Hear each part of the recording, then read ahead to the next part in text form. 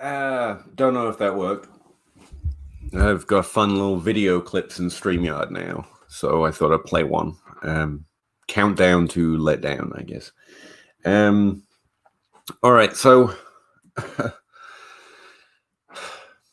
if you haven't heard, unfortunately, one of our brethren, one of our community passed away recently. It's pretty bad, man. It was out of the blue. It was unexpected.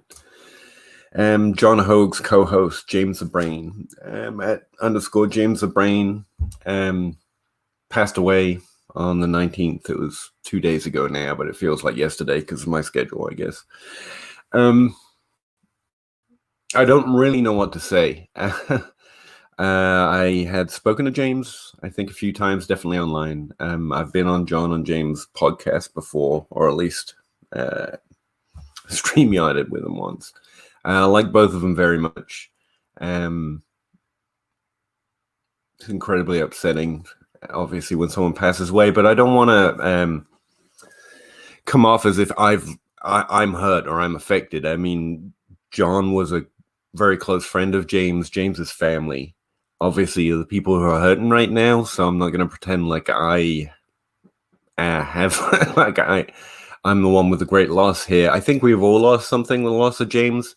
I'd appreciate it if anyone checked out the link in the YouTube video or just followed the retweeted constantly tweet here from John Hogue.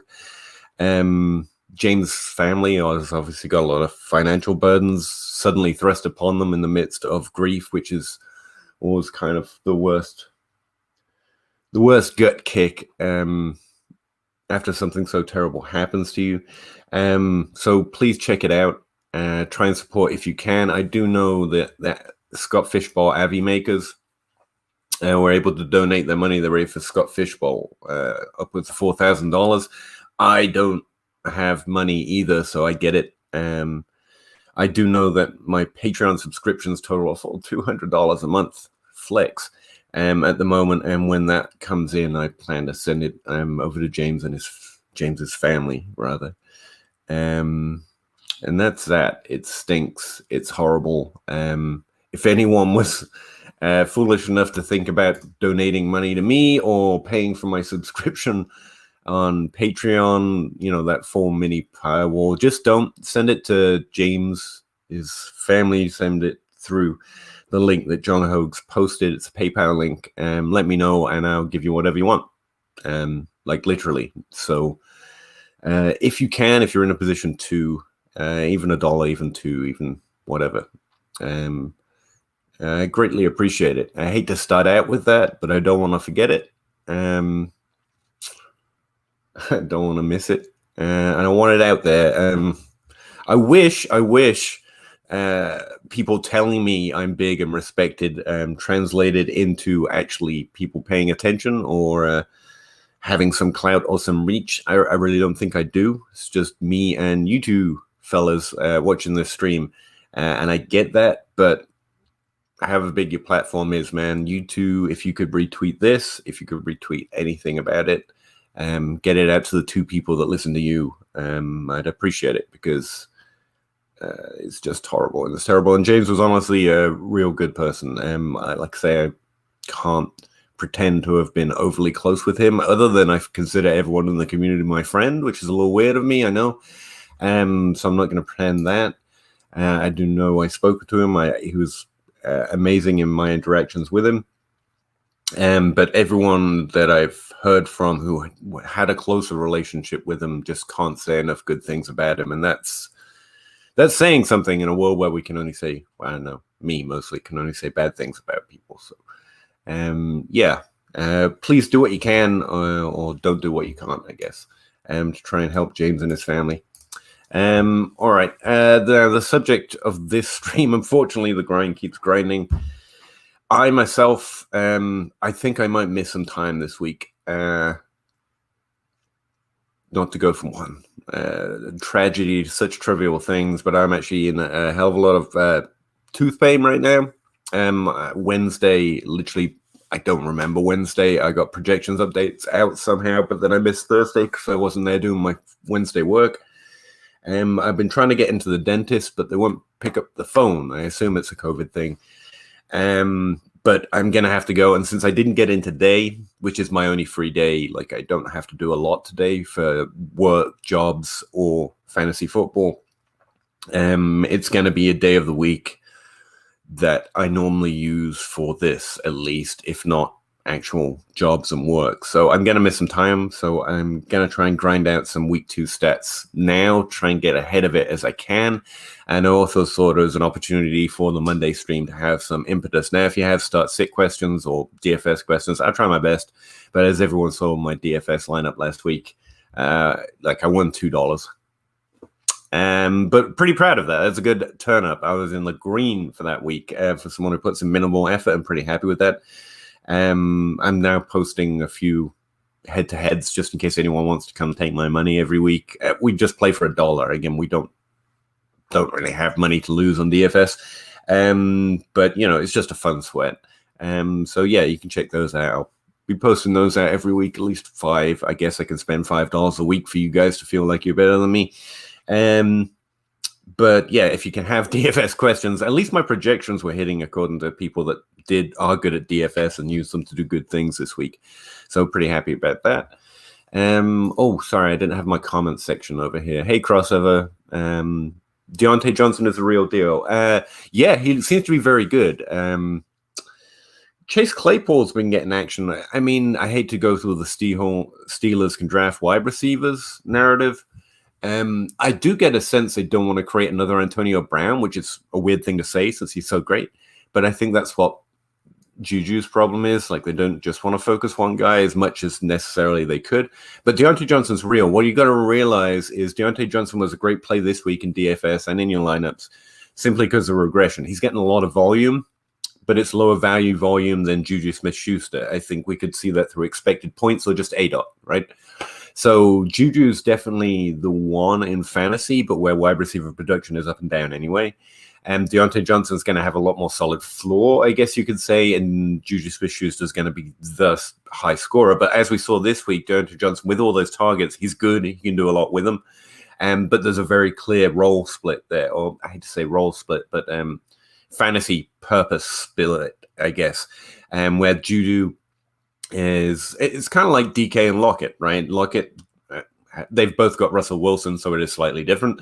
But Lockett's always going to have a solider floor. He gets more of the volume, and then DK is going to overtake him for a moment or two with just one big, huge play, which Lockett is capable of, but DK is definitely the guy on that team. In a similar way, Juju's not getting all... It's not quite as severe as DK Metcalf. Juju has a solid floor, a much more solid floor as well. Even without Russell Wilson to guarantee at least one good, big, long play on the Seahawks. So Juju's still getting a really good volume as well. He's got a contract red zone volume right now, which is kind of annoying me, but I'm pretty sure he's going to have a higher role there. He's also getting targets just a little further down the field. Like Deontay Johnson, we'll check this week, but I'm pretty sure he's in the 6 to 7 ADOT range, which is really hard to be fantasy relevant around there. Some players do it, though. Deontay Johnson is one. Jarvis Landry for a while existed in that range. It's since raised a little bit. So, yeah, just beware of what he is on that team. And, yeah, he definitely seems to be the real deal, as Crossover says. You meant to put, I assumed question mark, sorry. Yeah, it's real sorry. It's really bad to hear about John. One Black Coffee says Big W. Yeah, my $2 win. You know. And again, I had 5 head-to-heads out. I don't want to go through and like look at who I beat and who I won. It's for whoever's playing me to feel like I'd hate to feel like I'm stunting on just people trying to have a sweat and have fun time. But if they want to do it to me, like that's more than open. But I didn't go through each head-to-head and see who I beat and who I won. But I put up 5. I think they all filled. One was a $5 one because that guy's just rich, I guess. I wanted to play for $5, so I said okay. And I won the $5 one and a couple of the $1 ones, which gave me like a I bet 14 and won $16. So yeah, big W for me. How do you make your weekly projections? I have a model. It's not a model, okay? A model would be a statistical algorithm that you plug in data for, and it pulls out and it produces a number, based on back testing and everything else. What mine is essentially it's what would you call it? It's a spreadsheet, okay? It does have a model aspect to it where it takes various different data, averages them, compares them to other numbers, and produces a number.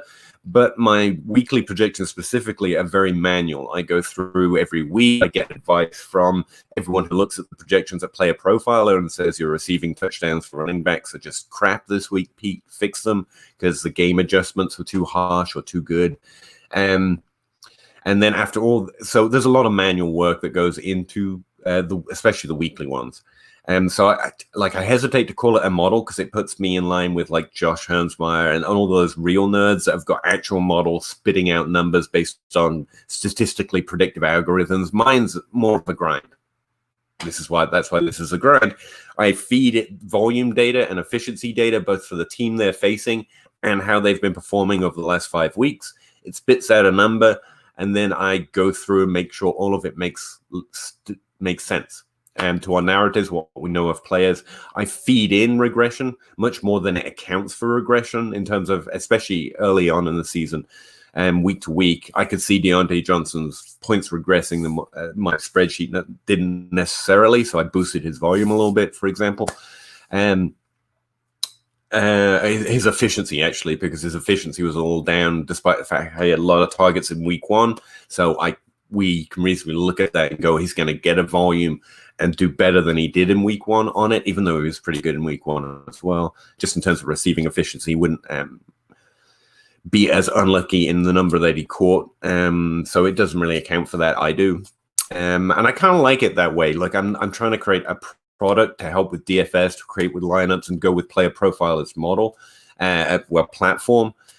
Creating a model is much more about creating a reasonable median, just feeding in data. I like having it more subjective that way, because that way, again, statistics get you 40% of the story. I want to feed in that 60%.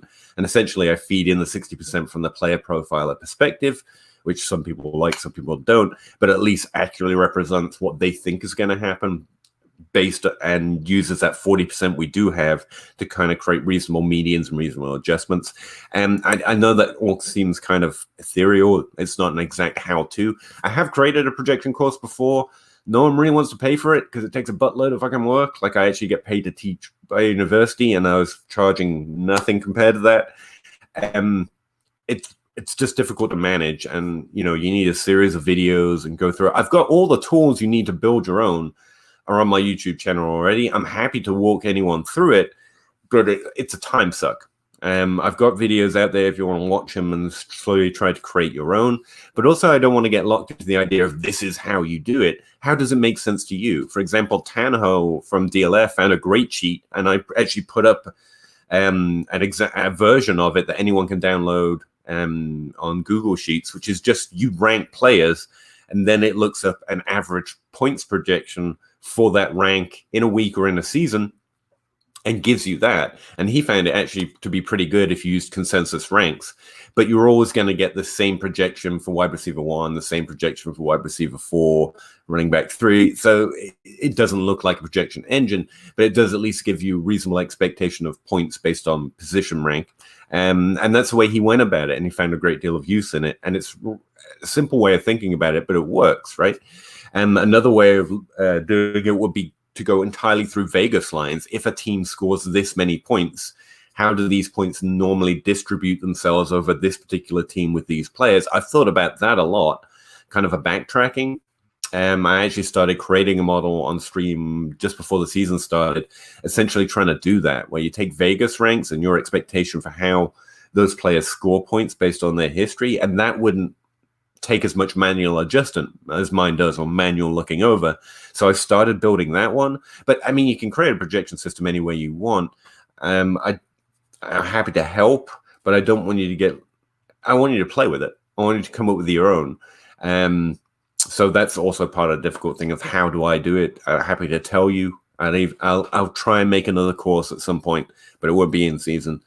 I recommend you check out that video of me trying to create that model. It's just before the season started, and I think it's literally called Making a Projection Model.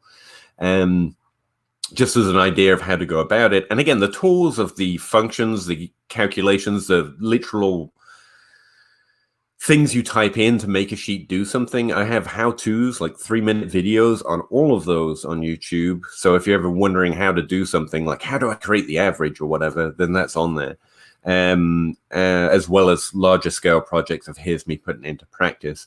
But if you want to do it, it's really, there's no the way, right? Mike Clay has a the way.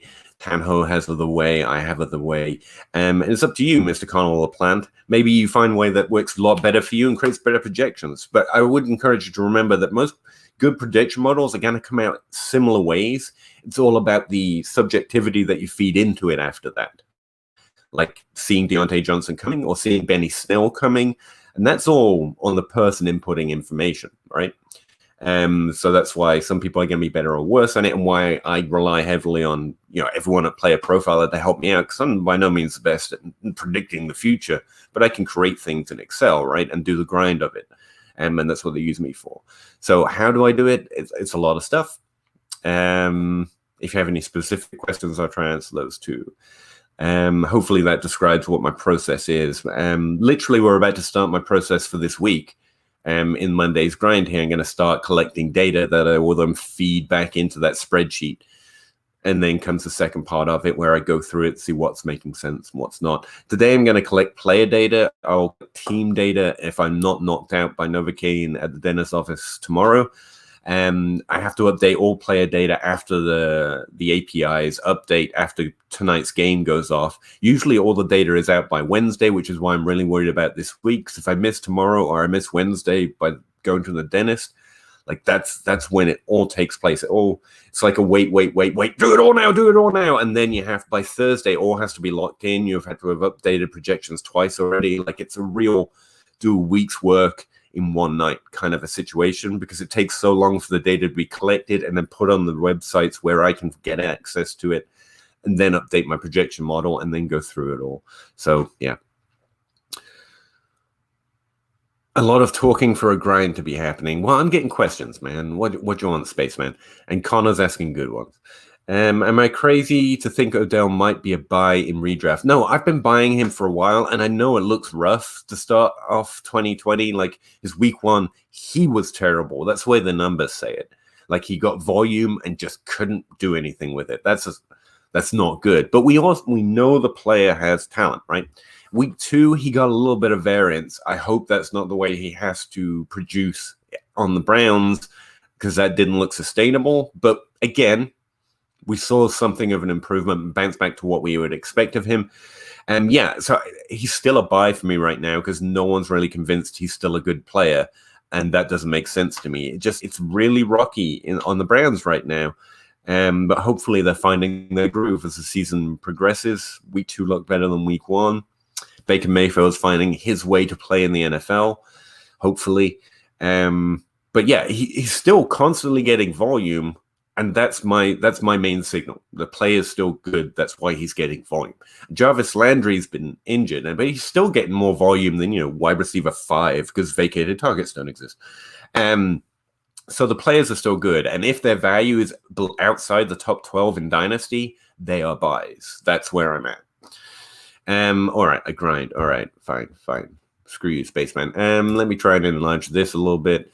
All right, so Rotoviz recently switched it up. It still has the air yard screener, but now it has this NFL weekly player stat thing, and you download it in several different segments from receiving, passing, expected points, rushing opportunity, and fantasy scores.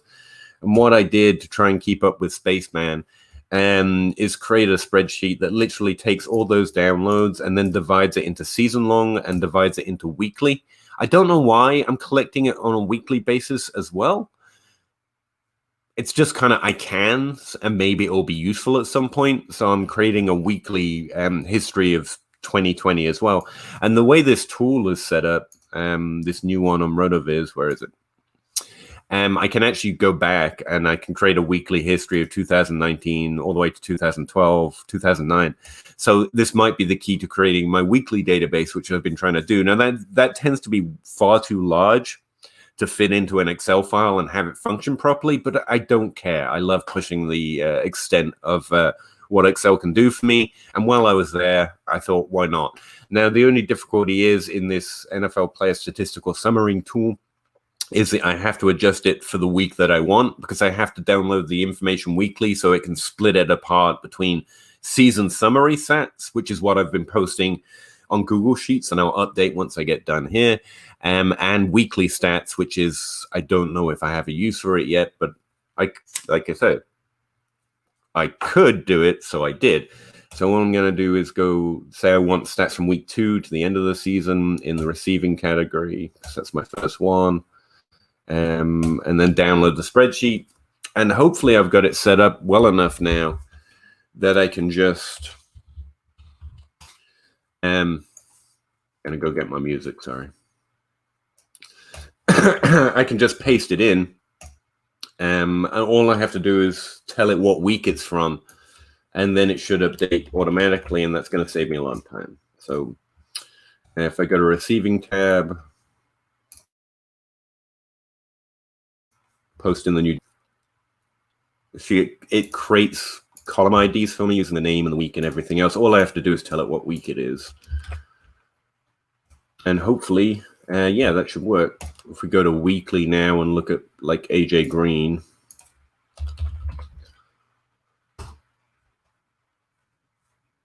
yeah, you see week 1 and 2 is coming up. It automatically populates it because that's why I have it set up. But also if I go to the seasonal one, which is the stuff I'm posting in Google Sheets and for my Patreons and stuff, yeah, it sums it up. So you see his total receptions are 22. I do have a slight bug here where I'm going to get 2 copies of players in the seasonal. That's kind of awkward. So what I might have to do is fix that. See, it's looking up. It's looking up every line, and in the I don't want multiple copies of players, so I don't really know what to do about that yet.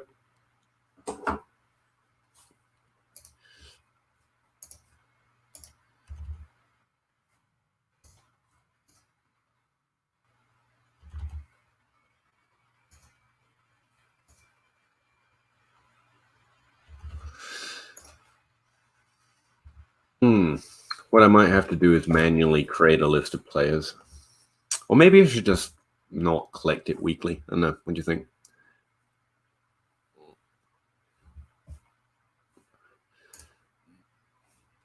Should I start Fournette in week 3 and season long? Don't know yet. Haven't finished projections. Zeke and JT, yeah, you start those guys.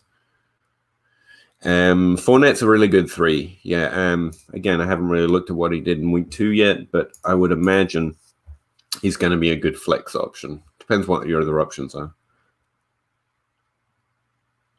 I'm trying, Connor, man. I'm trying to create this weekly thing, but, you know, we'll see.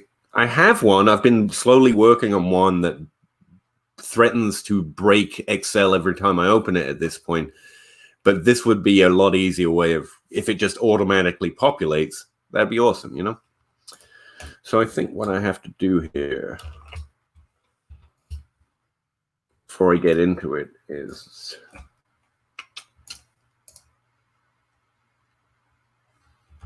yeah, I'm going to have to manually create the list of players.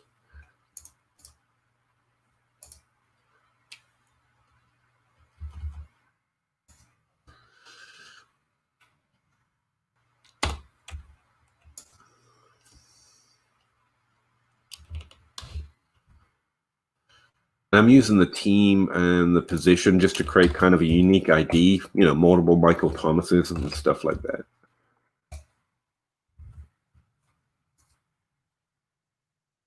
You see. Yeah.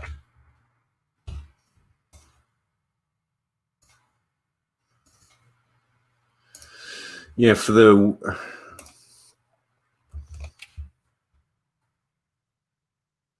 season-long one, I'm going to have to back up my logic here because this doesn't make sense. Remove duplicates.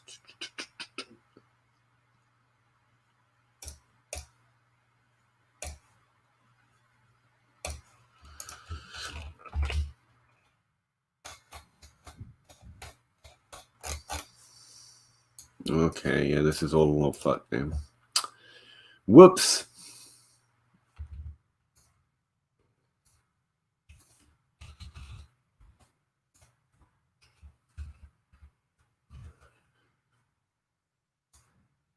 I have to turn my music on, man. Grinding without music is just wrong.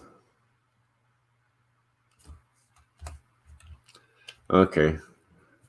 This is going to mean that Michael Thomas's get grouped together, but whatever. Whatever, right?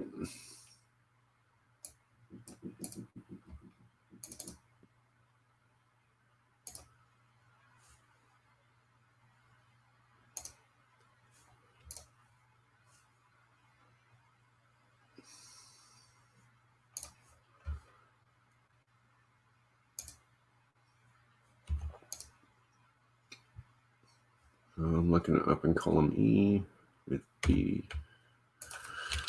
E-I-E-I-O.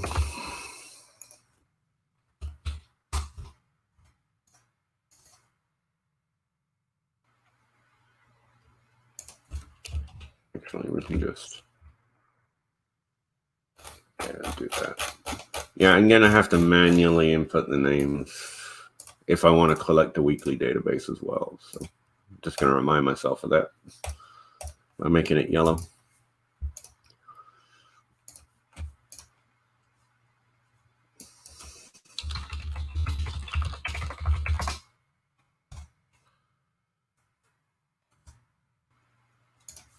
Don't need that anymore.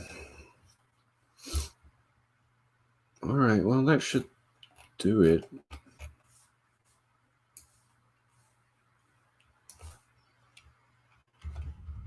Okay. Go collect brushing.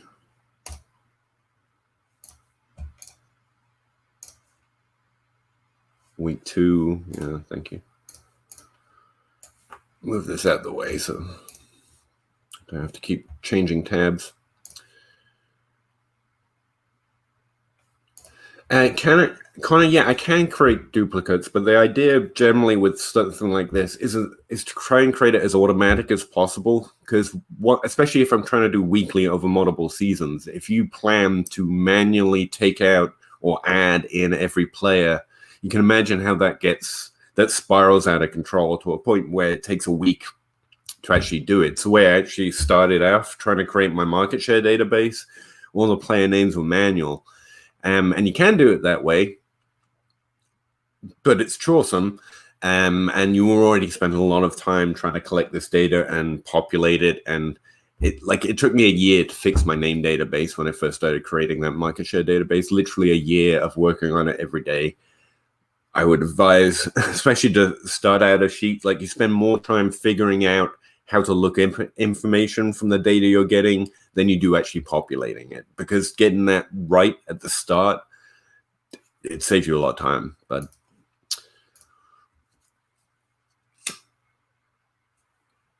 yeah, you had it perfectly set up. You didn't have to.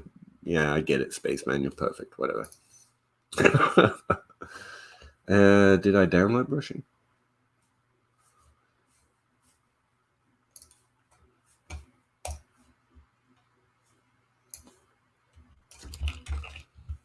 Now, the good thing about this Rotoviz tool is it's using the same players in every one of these tabs, which means I don't have to keep updating, if you know what I mean. Good, it's good.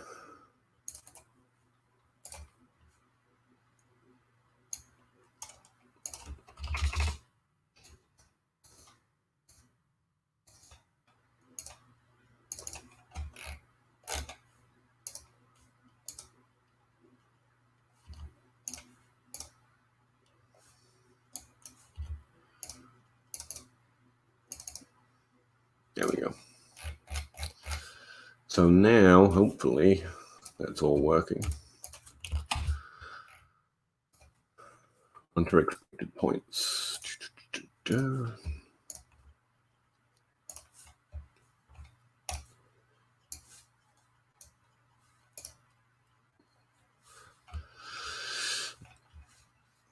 Having a good day so far, guys, apart from the news about John, which makes every day terrible from now on. Did some cleaning. I cleaned up this area, right? Got to keep it clean. Tidied up my son's room. Good stuff.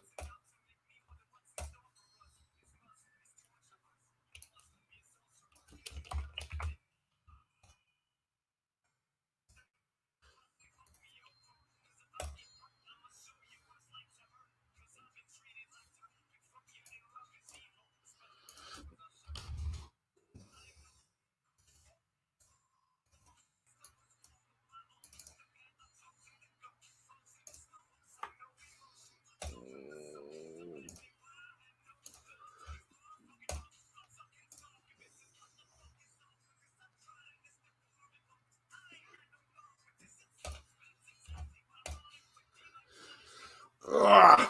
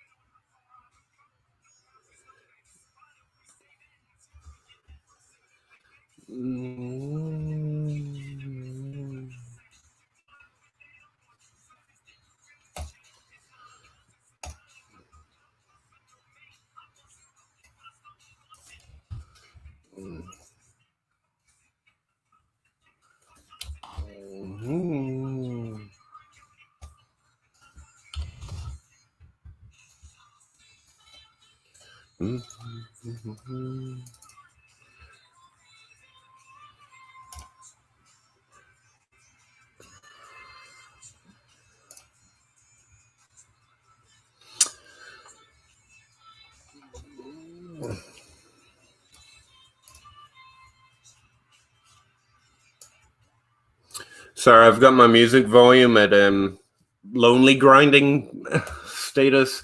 How do I get started in fantasy football? Decent question. Basically, I was just looking away for the connect to my new country, right? I've always been pretty into sports. I've played every sport that ever came my way.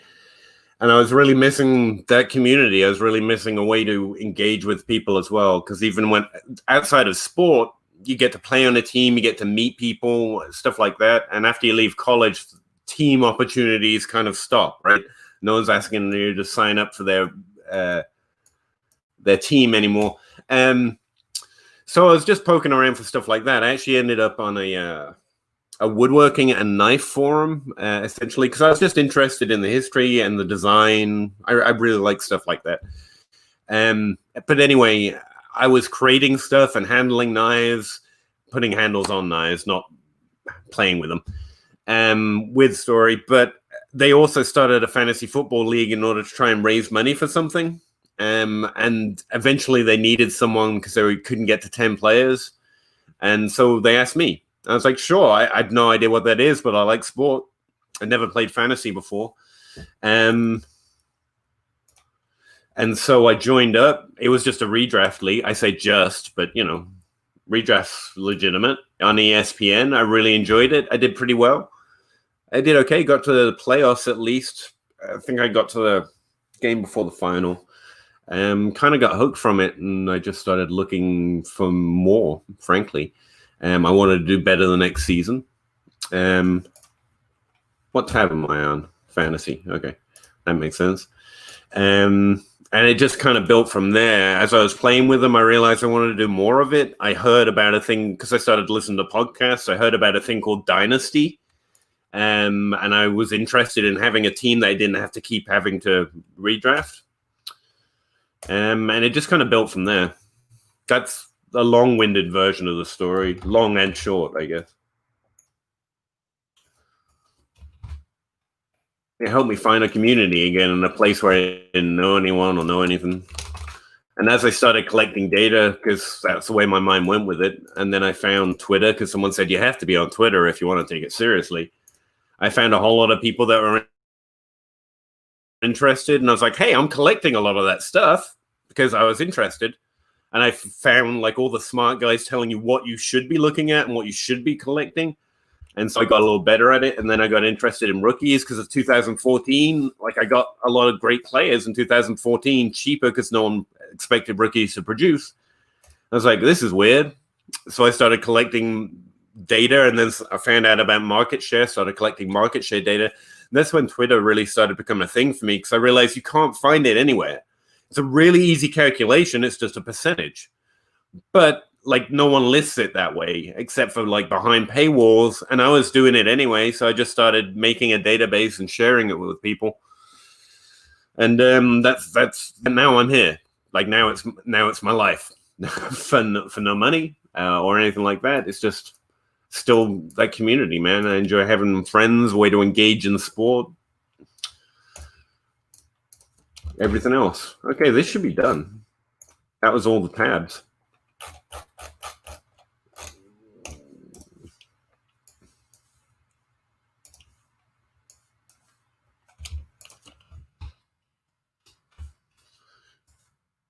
Spaceman, you want to name a player so I can test it against what you've got? And see if it did it right.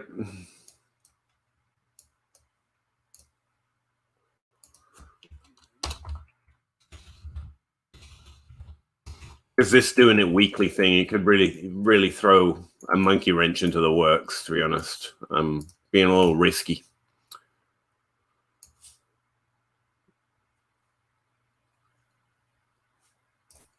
Because, you know, sometimes the sum isn't actually the total. You know the way calculations can go.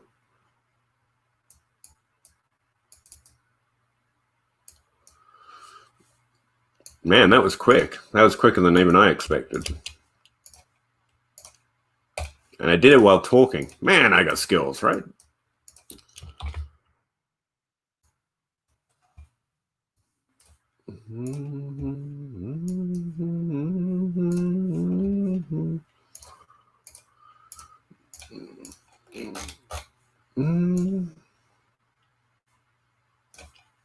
Now that should be saying 2 games, damn it. Oh, well, some of the players. I've got 2 games worth of data for some of the players. That makes more sense. So the Titans game hasn't updated yet. Sad. All right, let's look for a player with decent numbers.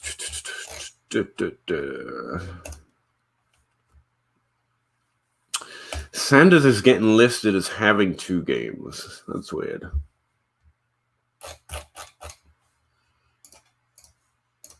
Did he play that first week a little bit?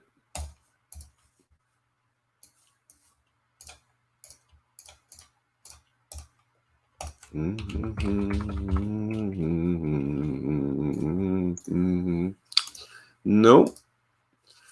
All right, why is he getting listed as 2 games? That seems like a potential problem. Oh, it's IDing. No, it needs to sum that. Okay, we need to rewrite this formula.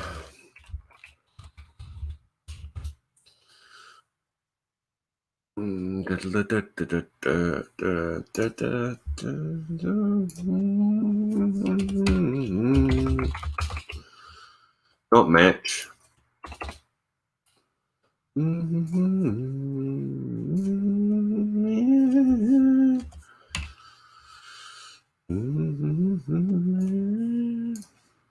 I told you. Actually, we're going to go through the ID for this.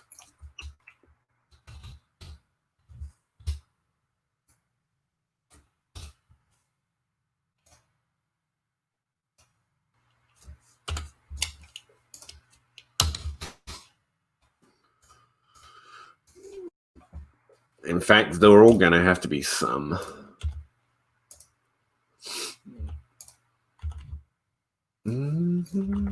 Why are they not, actually? I should have seen that coming. Oh, where'd your comments go? There you are. No problem, man. It's more fun to talk and sit here thinking people are staring at me, so ask away. Spaceman wants me to check out Chase Edmonds. All right. That's a good player name. Let me just check these are all some. They are. Appreciate you helping me out there, Spaceman. I do. Let's do that. All right. Chase Edmonds, you say. Okay, so I'm going for 2 games. What do we want to look at? 17 total fantasy points. 17.8 PPR. 9 targets. Is ringing true so far, Mood? Excel Wizard? No. Man, I call it a grind for real, man. There are people who actually know this program backwards and forwards. They can do all of it on a keyboard. I'm just a guy trying to get something done. I'm just a fantasy player who finds this useful. So, like, I learn as I go. As most of my how-to videos show, they're all about result, not process. I'm like, this is ugly, but I get the result I want. But I appreciate it, man. I always enjoy being called a wizard. Really do. It's fun. Wish I was a wizard.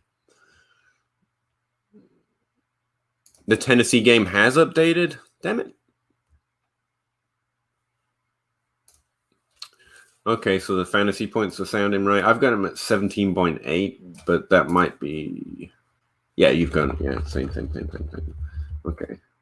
So why am I not getting Tennessee games? That sucks. Why does RotoViz like you more? That's what I want to know, Spaceman. Chase Edmonds getting 9 targets. Does that sound right?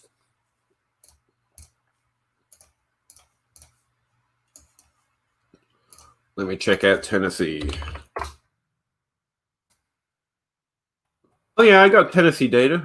Oh, it's just A.J. Brown because he didn't play. He didn't play week 2. So that's why he's getting 1. All right. Corey Davis at 29.7 fantasy points. Can we get a fact check on Corey Davis season?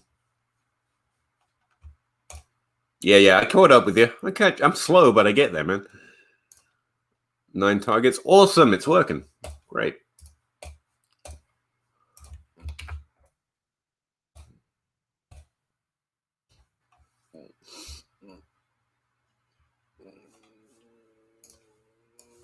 Hang on a second.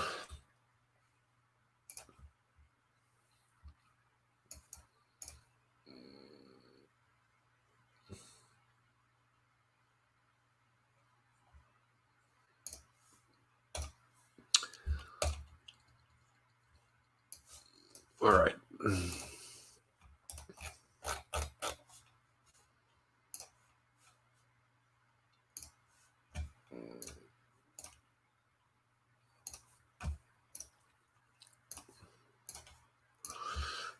Now we can update.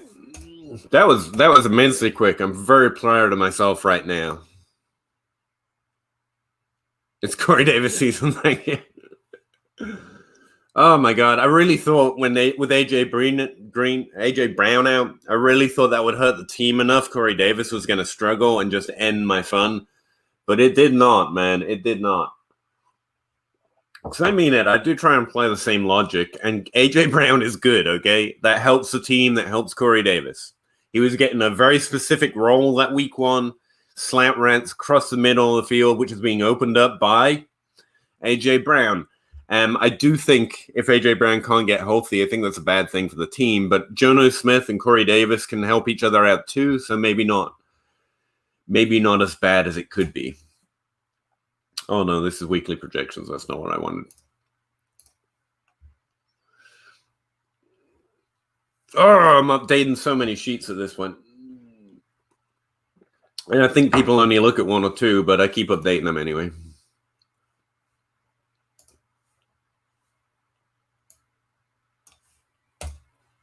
System of a Down. There's a callback. What stat is steadiest week over week? Yeah, it's volume stats. Efficiency is almost never sticky. The one exception I've found so far, because I think yards per team pass attempt is kind of an efficiency and volume stat. That's what makes it so interesting. That's a little sticky. I have posted before, and I can pull up the stickiness of stats.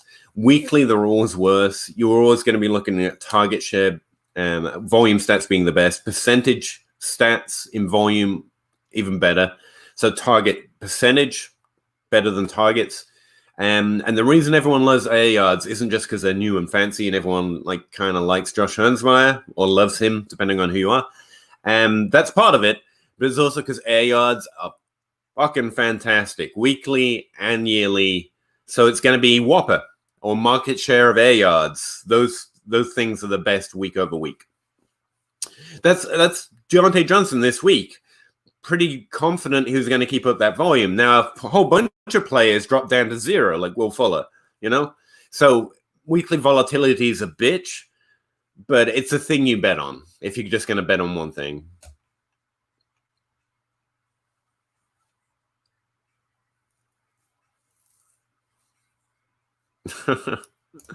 Spaceman's on the up.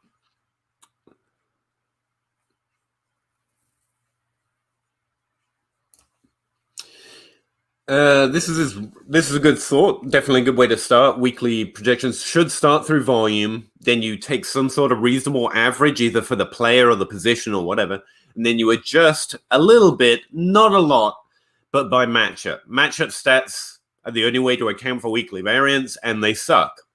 They're essentially the worst of splits, but we all use them because it's what we have, right? So theory, practice, different things. What I'm curious about is why we would take multiple volume stats. All of them are right? You're not going to get contradictory volume stats. So you don't need multiple sources. You just need a source, just as a heads up. Now the efficiency, you're going to need ways to adjust that. And that's where the team against stats, that's where I go through it. But yeah, you start with volume. You don't use everything that happened last week. I use an average of the last 5 weeks along with the player's average. And if the player doesn't have an average, I use the average of either their draft pick and career year if they're rookies, or I use a positional average for that career year. So again, I've put out sheets with all that data in there so you can just copy and import and use it yourself.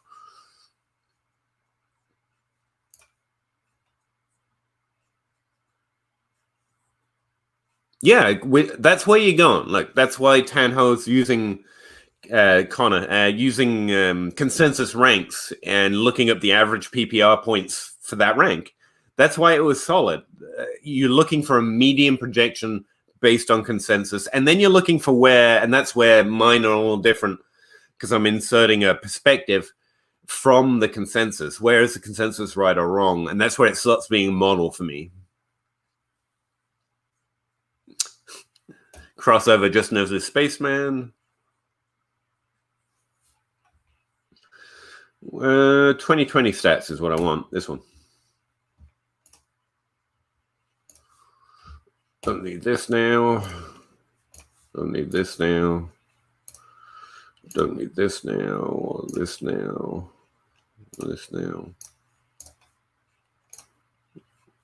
And again, that's the way I think about it, Connor. If you're like, nah, I want to try it a little differently, you really should. If only just to experiment with doing it and you learn stuff by doing it. And hell, man, I won $2 in DFS. It's not like I got the locked in certain process, you know? It's all up in the air. Trust yourself. Okay, so I'm going to delete this, which is scary. And then I upload the new version and you all have it, you know? And this is only updated for, you know, probably most games, but not late games yesterday. Yes, I'm sure I want to delete that particular tab. Go.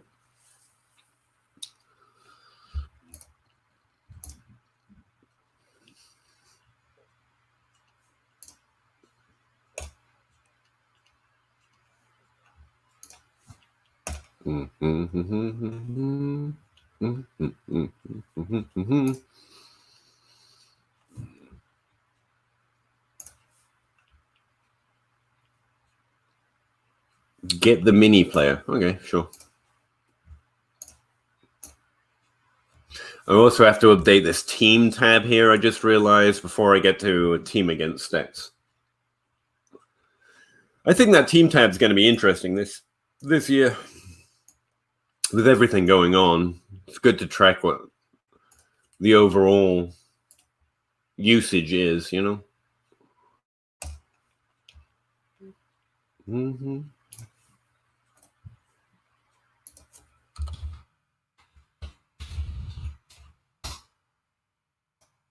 Right, there they all are. I forgot I had this. Look, it's already doing it for me. Hey, let me go.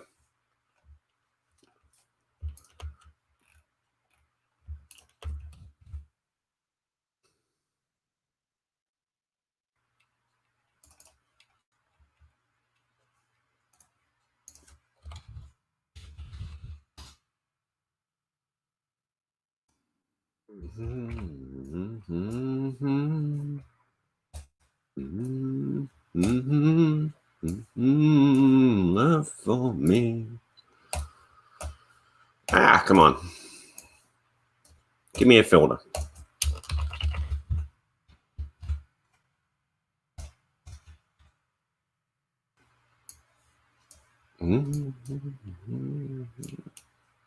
I'd be very surprised if anyone found out I was thugging. All right, so Denver currently leads the league in air yards.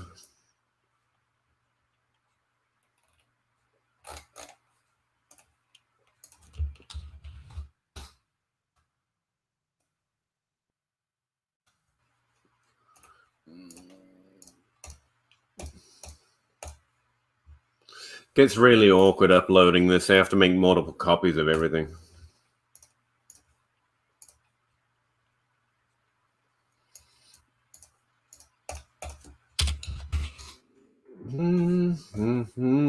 Make love for me. I know, I can't sing. I should shut up, but I can't help my habits, guys. You guys are new. I've been doing this for a while, and I sit here and I mumble sing to myself. Okay, that's just what it is. Question. I'm going to condense these two things into one tab, I think. Questions.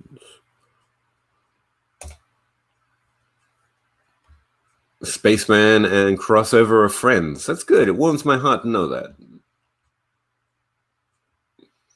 Oh, God. Could Joe Burrow just please connect on a pass past 6 yards down the line of scrimmage? I mean, I said during that game that he looked good, and he did. I mean, as far as I know, for a quarterback, he looked like he was performing pretty well. But, my God, everyone trying to blame A.J. Green. I mean, I don't know much about watching football, but A.J. Green looked to be doing just fine. He was tracking them targets, that volume, you know. That's the sign he's still good. He just could not land it in its bucket, you know. It's so frustrating to watch that. I was already with a "all guys still do it" tweet, and he just couldn't connect.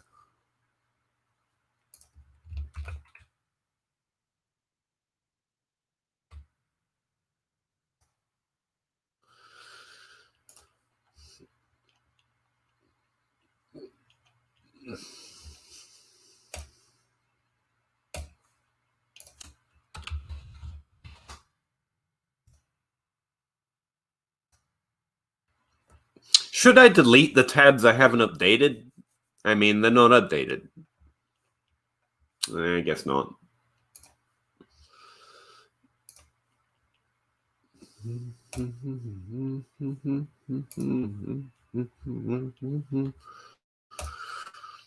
We'll find out.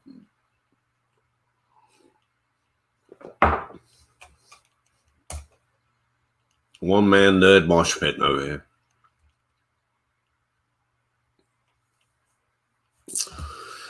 I don't suppose seeing me post on Patreon is, I guess that's even more boring than me, so expand the view there.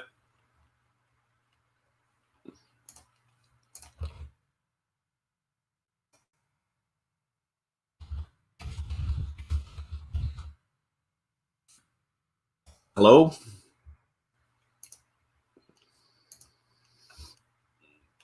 Can I type, please? No? Okay.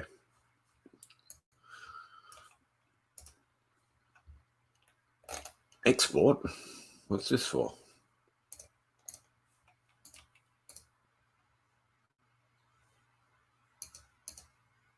Oh, this is for my projections, actually. Look, I've got a separate tab in here that exports it exactly in the format I need it to plug into my projection model. Man, this sheet's doing a lot. I built a big thing yet last week and didn't even realize it. Dance with me.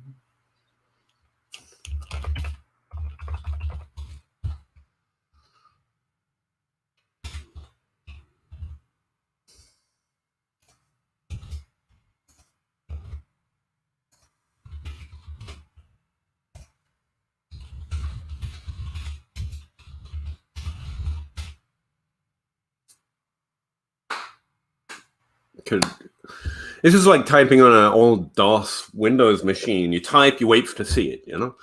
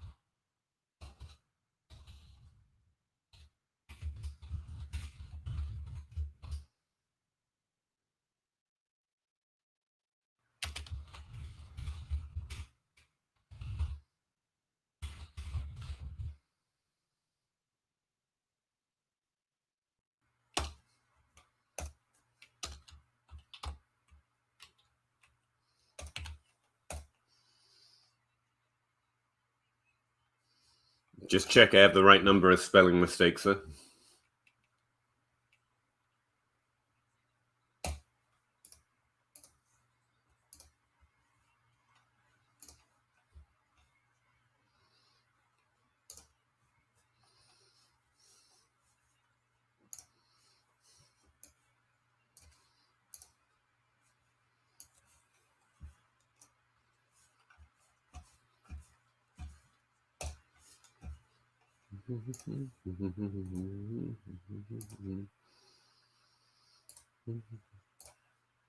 There we go. There we go.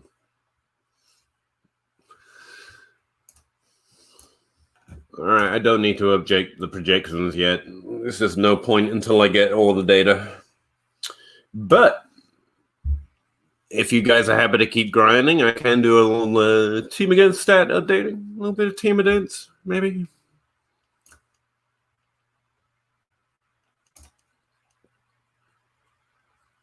Oh, God, Kirk. Didn't he score like minus 20 fantasy points in Scott Fishbowl? Rough. Let's grind. That's a spirit, man. All right.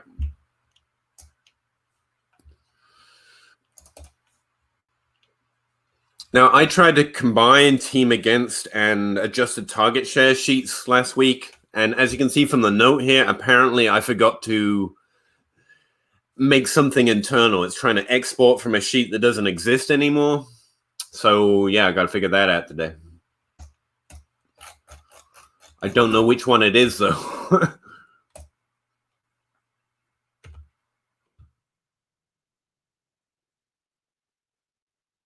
God, the formulas on this are just, look at that.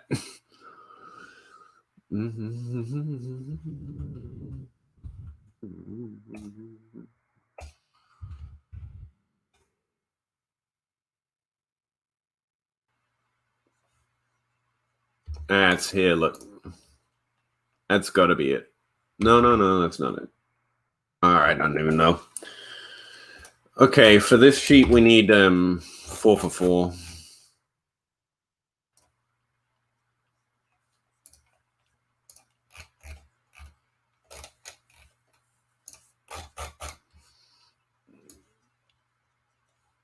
This is 2000. The ones in gray are 2019 stats. I'm trying to just use the last 5 weeks, so I got to keep them in there. All right. What do I need?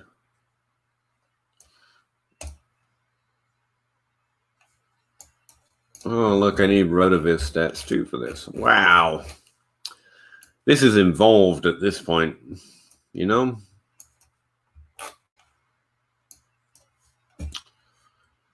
Getting lost in my own sheets here. No. All right, so yeah, that's what I need first. Let's go to 4 for 4, shall we? See what they got going on this week. I hate all of this stuff coming from behind paywalls, but I do try and credit them all.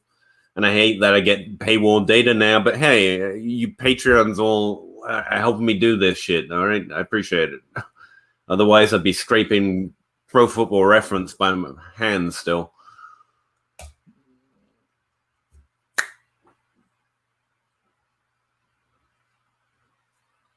The dance.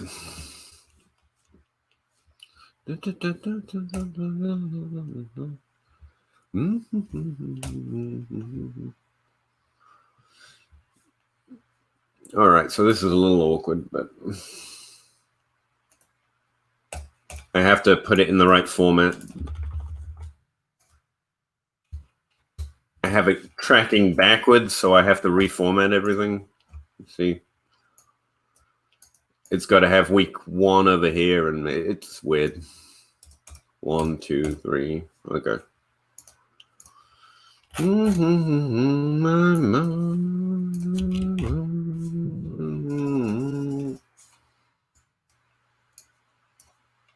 Yep. That's the way.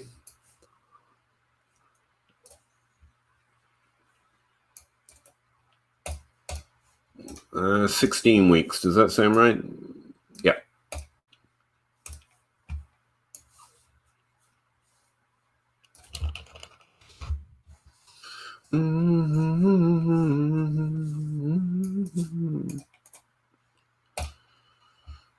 Ah, crap. Whoops.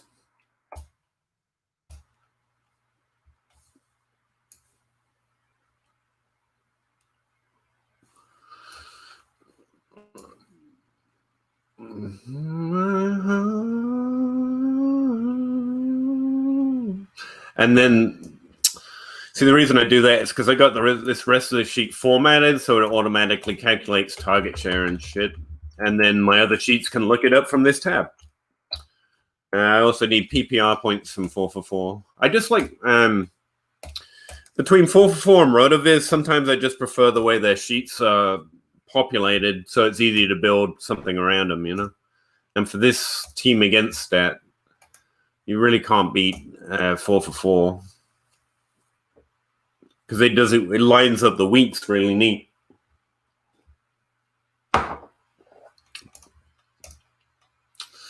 We want PPR points, damn it. Not only standard.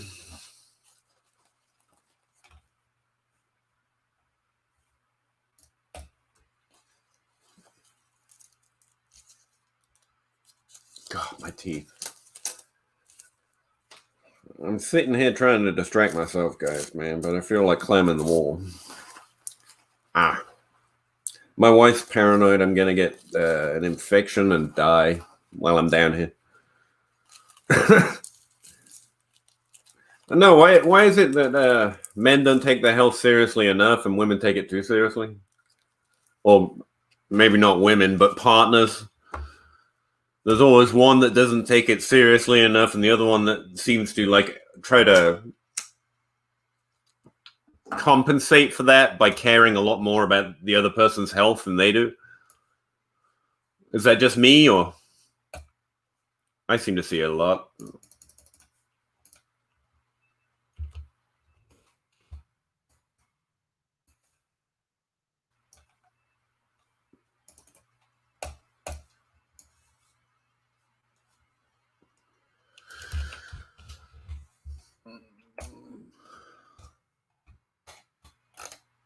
Oh no, I needed that the right way around. Okay.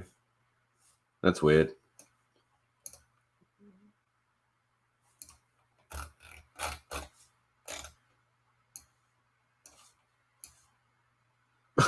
Okay. I may have messed this one up. PPR points. This sheet is really fucking. Sorry for cursing, but the logic of doing team against stats twists my head around so bad because I'm a moron. Like, I want to know the PPR points against this team, so then you have to reverse it. I don't know, man. But writing the sheet was really. At one point, Matthew Kelly was like, dude, logically, it has to revolve around an average because I had it all positive. And it was like, this is not logically, something's wrong. And I went and looked, and I was doing the average of the average of the average because the logic had gotten so twisted up in my head that I hadn't built it right. And it was kind of a nightmare.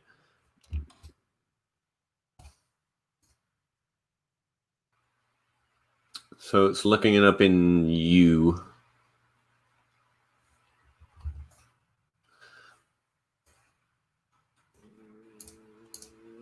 Yep. Okay.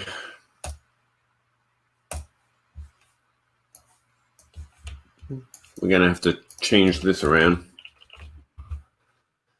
Really, I don't know. I don't know I can explain it unless you try and do it, but trying to build a sheet that will automatically calculate PPR points or something against. I don't know, man. I'm just not smart enough to understand that without successive tries. It was difficult.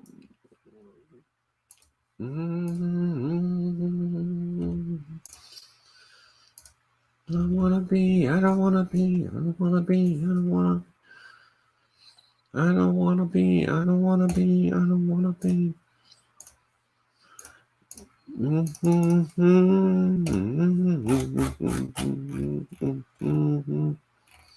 So now I have to update the teams. 32 of them, yeah.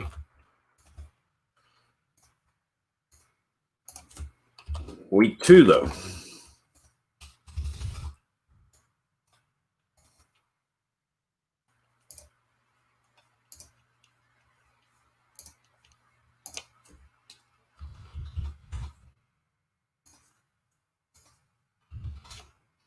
Yeah, I'm really starting to build in this weekly idea, multiple seasons into all my sheets. You see, now I've got an ID week and a season week. That's so I can keep the 2019 data in here and it still calculates, right? Because I'm going through this one and saying calculate the last 5.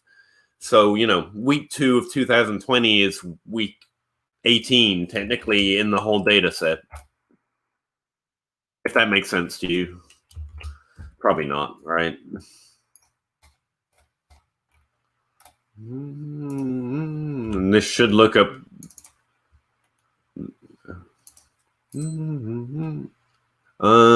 Crap.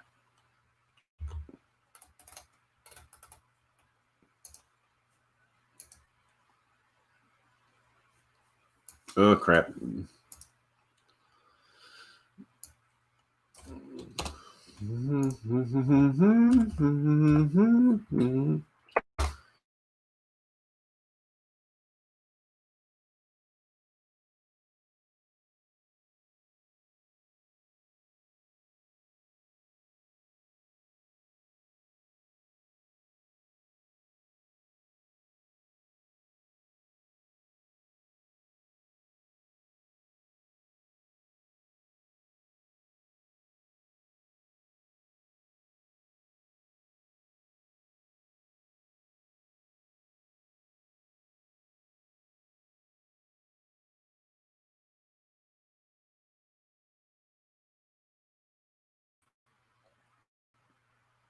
Hey guys, you back yet?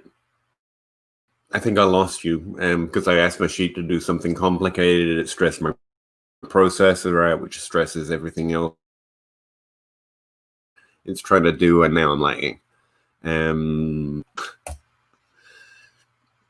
Poopaloop. That's a fantastic name, by the way. Appreciate you, man. Thanks.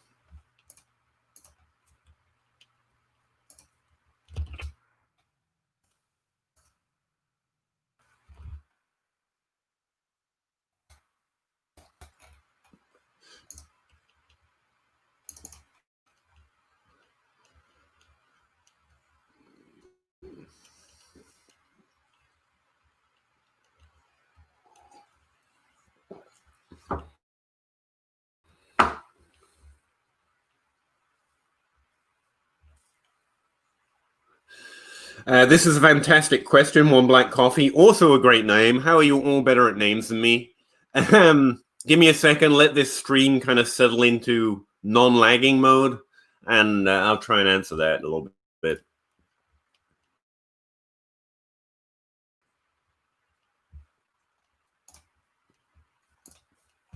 Don't need that anymore. Delete that.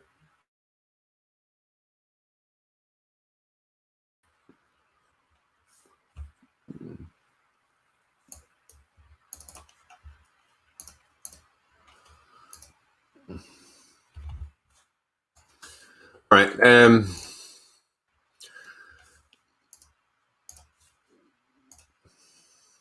Let me pause my Dropbox because while I'm working on this, it's trying to update it constantly.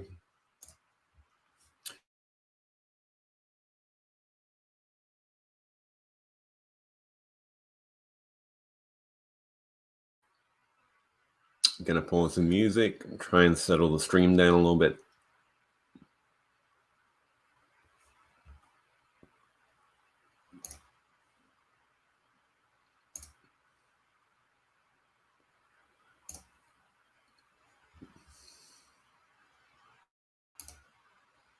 Yeah, I have to pay for Dropbox now. I just got too much data. Can't keep it all on this tiny little hard drive of mine. Are we settled? Can I answer One Black Coffee's question yet, please, stream? Please? Please? How about if I remove this? Does that settle it down a little bit? Yeah, that seems to be lifetime. Okay, One Black Coffee, great question. I don't know. At what point do you start for college production?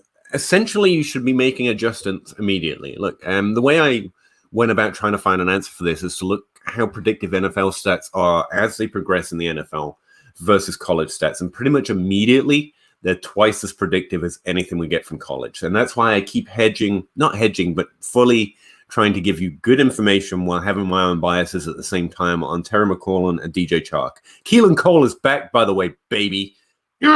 Called it 2 years late, but called it. Anyway, so pretty much immediately, you should be valuing NFL stats, but you should do everything with a grain of salt, right? And that's why I still keep staying out a little bit on Terry McLaurin, especially in a weak team situation. And everything else. And DJ Chark especially, because that team's just got a damn history of that. Keelan Cole was good 2 years ago. Like, I called that. And then he was bad again. And Keelan Cole had all the good college stats, and that volume he had was good. It should have been predictive. The Jaguars just have a thing. I think it's a Jaguar thing. So you kind of have to adjust for what you think of the team, what you think of the situation. And also, yeah, draft capital. And drafted free agents matter, baby. Keelan Cole, let's go. But you always have to adjust just mentally when you're assessing your own valuations. Look, I love Keelan Cole, but the team is going to want to fade him. I can't express how much I needed that win from that draft class in that round, because I missed on Rashad Penny. Michael Gallup saved all my value from that year in a number of leagues. But it's still good. We're going to see him be good this season. But CeeDee Lamb was legitimately good in college. He looks legitimately good in the NFL already. Mari Cooper is draft capital and contract up the ass, sorry for cursing. Odds are the team is going to fade to those two. Michael Gallup's still going to be good, but so's Tyler Williams. Michael Gallup's better, but Tyler Williams is good too. He's on IR now, so it's difficult. Cameron Meredith got injured too. But the Adam Thielens of the world that genuinely get to suppress, they get Laquan Treadwell, which is just easy to suppress. Like, I do think that's one of the most important adjustments to make when assessing NFL stats. So Keelan Cole right now looks good again. Love it. Deeply love it. Same with Zach Pascal and Kendrick Bourne, but they've got players with more team value around them. Teams honestly do lean on that. It's not about the players at a certain point. So immediately you should start adjusting your opinions on players. I hold off a little bit because of all the, partly because of the adjustments I just mentioned, draft capital, team situation, reading what this team typically does versus most teams. So again, it's all case by case, but generically, immediately start adjusting. But most rookies don't get enough volume that you can honestly start making decent adjustments. That's the McCall Hardman problem. He did really well on such a small volume size. So having a bias for college production saved me from making investments in McCall Hardman like everyone else. Even though the NFL stats were there to justify it. Blair Andrews said we should adjust for it. And if he's doing it immediately on such a small sample size, that should tell you that NFL stats are immediately worth considering. But sample size is always an issue. That's probably the best answer I can say. Having said that, you do have to remember breakout years, right? Year 2 is the most common for wide receivers. Year 3 is almost as common. Year 4 is very uncommon, but we've got Corey Davis and Devontae Parker right now, kind of showing you that you should still hold out some hope, even for guys drafted in the first round that have lagged. But both of those guys remained on the same team. The narrative around was continuously positive from the team, except for last year because of A.J. Brown for Davis. They kept using him. Corey Davis specifically got a lot of volume in year 2. He was wide receiver 25. He missed breaking out by like this much. So, like, it's not just any player you hold out hope for in year 4.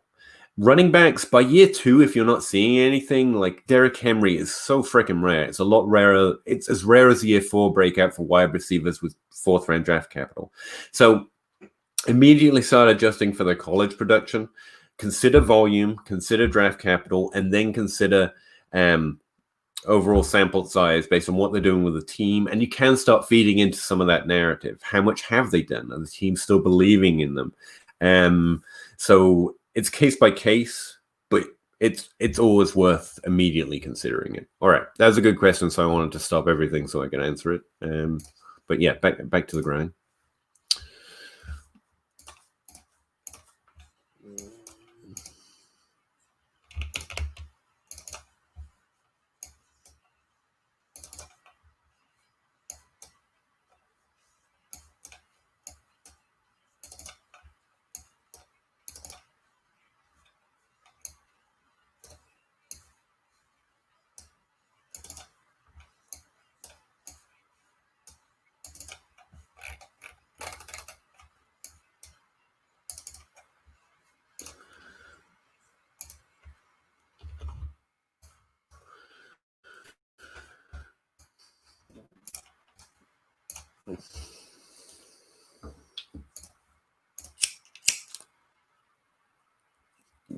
Guys, my lighter is not long for this world. I think I'm just going to have to give up on it.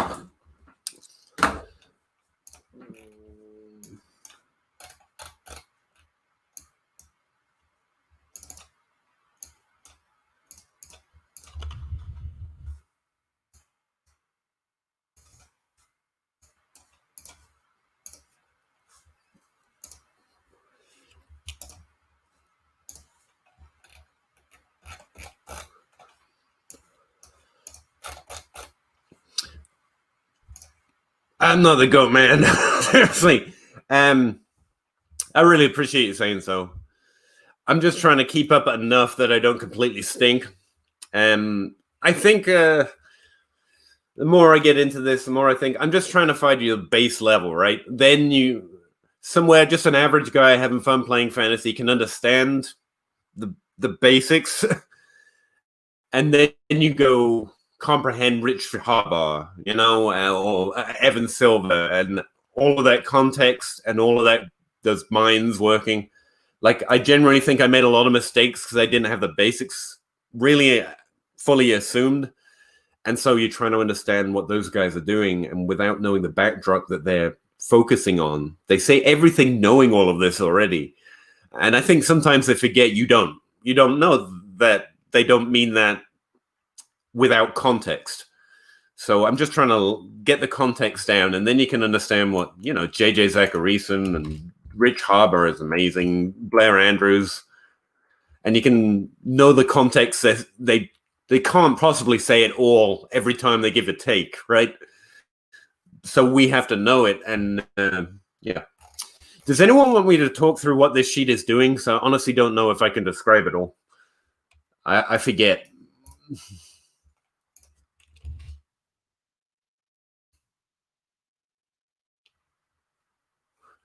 I'm going to try, I think, just for fun. See if I can remember what it's doing.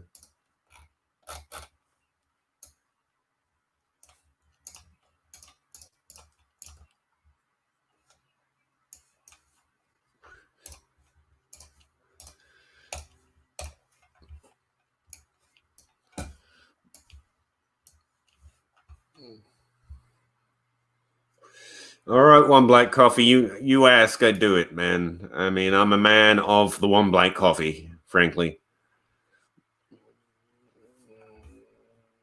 All right. I'm going to turn this off and hide it. Okay. All right. Let's get rid of my ugly face and try this shit. Okay. So what's this sheet doing? Let's specifically go to week 2. So essentially all I'm doing is posting in targets. 4 for 4 lines it up all really neatly for us between week 1 and 16. Obviously, so far we only have week 1 and 2 for targets and also for PPR points. In the target sheet, I also have it formatted so it automatically tries to calculate target share if there's data available for that week. Now, the tricky thing is I couldn't do this. I have to keep repopulating this, so I don't have 2019 data in here. So what I did is created a past tab, and I stored all the 2019 data just in case I ever need it and I want to create that weekly database. But this I constantly just re-download from 4 for 4 and input it. So those are the two major drivers of the target share against. I also, and this is something I haven't done yet for this week, I'm downloading team stats on a weekly basis from Roto Screener, the RotoViz screener. Everything in gray is 2019. And as you can see, I've done one update for 2020 from last week. So this is what I have to update here. I've already got week 1 in there. I also want week 2 and 3. And the reason I do that is because you can download it by position. So you can see what a team was doing for the entirety of that position. And then you can convert that, if you use a schedule thing, which I've got here, to what this team was receiving against them. So that's how you get team against stats. All right. So that's what's feeding it. So what's this big fucker over here doing? Pardon my language. I swear a lot. Just realized. All right. So essentially what I'm doing is these are 2 ID tabs. It's a team helper and a DST, or defense helper, right? So I'm calling from those tabs team stats in different weeks, in different seasons, from all that data I'm inputting. And then I'm looking up the team they faced that week based on the 2000 whatever schedule, whatever year and whatever week it is. All right. So then let's try and find a single line here. This one. I ask it to go look up some all targets from Jacksonville if they're a wide receiver in week 2 of 2020. So it goes and looks at the targets sheet, and it goes and looks at this column, week 2, and this column, position, and this column, team, right? So then it finds out that supposedly, I haven't fact-checked all of this, actually. I think I have to update the columns it's looking in. Yeah, I do. Anyway, and it finds that, 14 targets went to running backs for Jacksonville, and because they were going against Tennessee, I now know that Tennessee received 14 targets against them. I can then calculate the target share, which is this section here, going to the running back position or the wide receiver position each week against each defense. It then calculates the average target share over the last 5 weeks using this weekly ID column. For that position, yeah. For that team. Oh, shit. So it's calculating here the average target share that goes to that position for that team in the last 5 weeks. Then looks at the league average over the last 5 weeks. Well, league average for all data, actually, I so far got here there. So the target share average for that position, and also the PPR points for that position, league average for all the data over the last 5 weeks.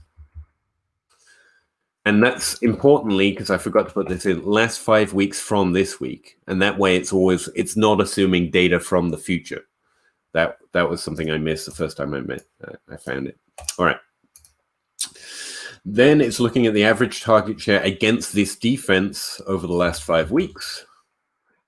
And then it can calculate the change in PPR points for the positions going up against this versus that team, and what it typically scores for that position when it was against this defense.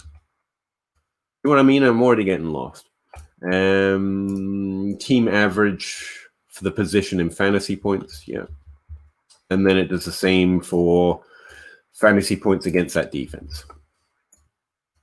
And then when I get to this tab, it sums that all up so that we can see the average against the team and against this defense and for that team. And then I have to update all of this because it will now be week 2. Last 5 weeks. Schedule week 2. Oh, God, I'm lost.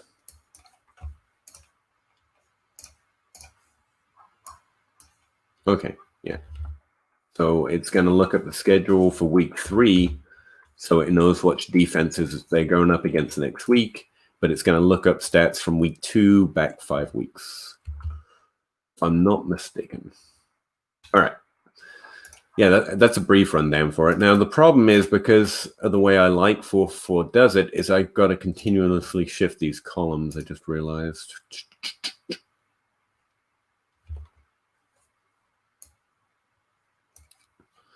So it's looking up targets in U, and I don't need it to look up in U anymore because it's week 2. I need it to look up in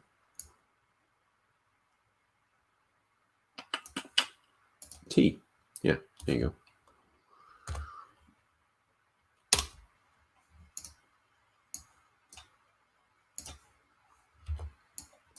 And that should shift everything. Then PPR points.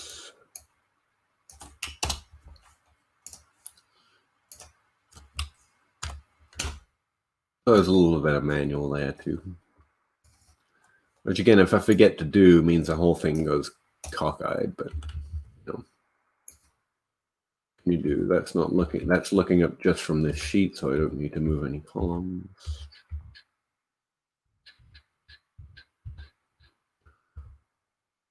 Right. All right. That should be the only adjustment I need to make right here. Yeah, okay, so actually in week 2, Jacksonville threw 25 times to their wide receiver, which was a target share of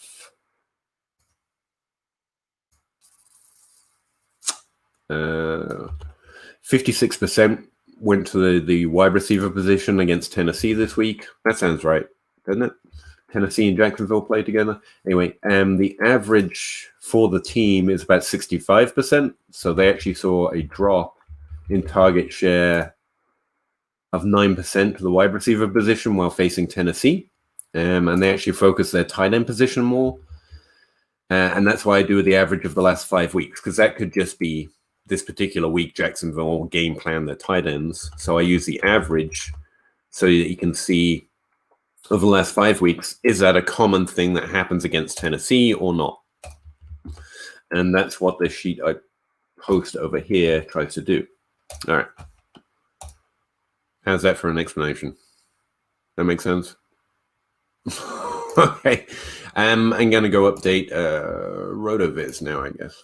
And I have to do all this again after I get Monday data, but there you go. Okay, so for this data, what we need to do... Oh, wait, you can't see what I'm doing. Come here. Roto Screener. One of the best resources you can actually get access to, which patrons allow me to get access to. So I need data for 2020. I'm going to do just the quarterback position. And the stats I need are these ones. So how am I going to see both? Oh, okay, I'll put this over here. That'll work. So I need rushing yards per carry, receiving TD rate, rushing TD rate, receiving catch rate. It gets awkward because they use touchdown rates based on volume, not yards, and I'm using yards, so I have to convert it at a certain point. But, you know, what can you do? Passing interception rate. And now just pure receiving yards. Yards. And that's it. Okay, and I want all those for all teams, so I click on the team tab, and just for the quarterback position.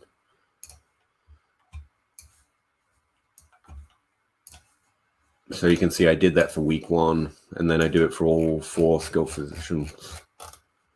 It creates a history of it automatically. Anyway, where are we? Did it look it up? Oh, wait, I've got to limit the weeks. We want it for week 2. Because we're doing weekly, right? Yeah. Because we're doing team against, right? So we just want it in week 2. Search the database.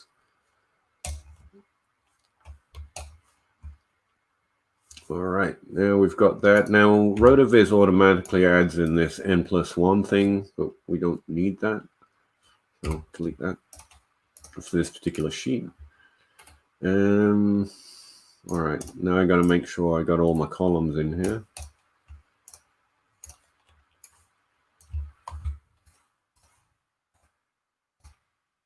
So they should all match up, which they do. And this should auto-populate. All right. So position is the only one I have to add in. And this is quarterback.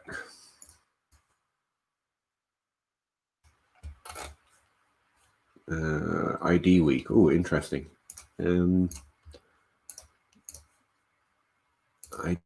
week is, it's going to be 17. And then season week is going to be 2, obviously.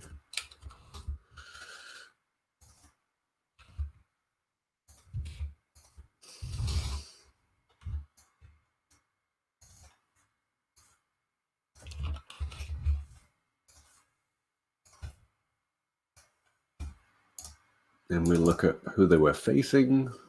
Ah, that's the one that needs to update. Look, okay.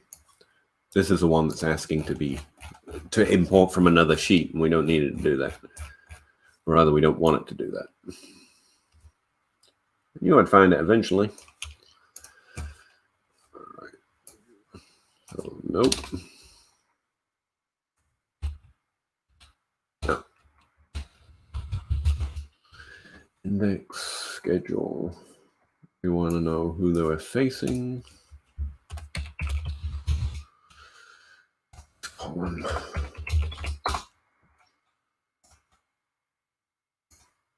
This team in this week. Yeah.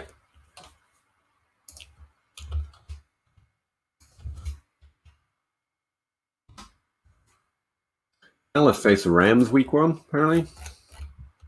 I'm really bad at remembering that shit.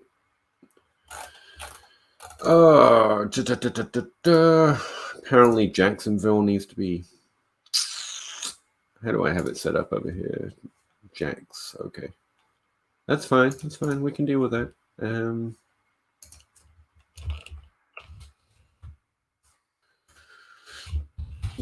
GAC to GAX. Replace. And that should be groovy.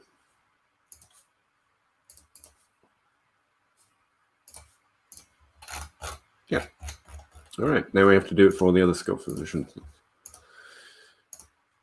Leave that one so I don't get confused.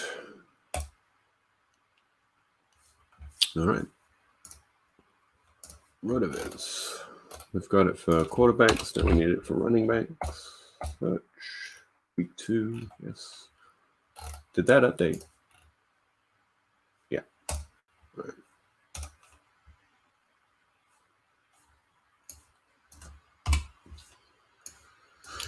Try to set it up so I can just copy and paste without having to, manually do it all.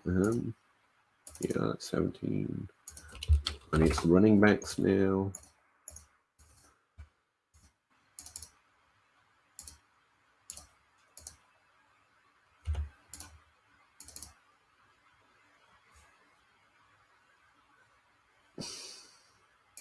And we have to update that again. Can everyone just use the same abbreviations? That'd be great. Thank you. No. All right, now for wide receivers.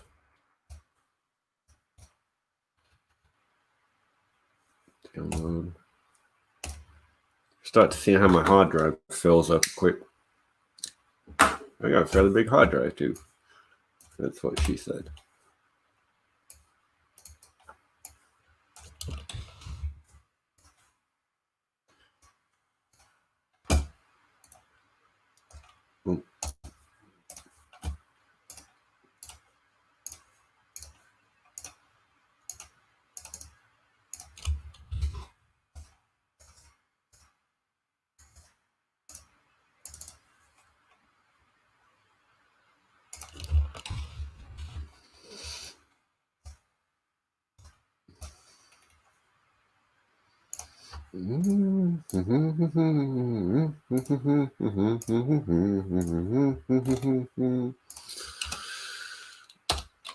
Tight ends.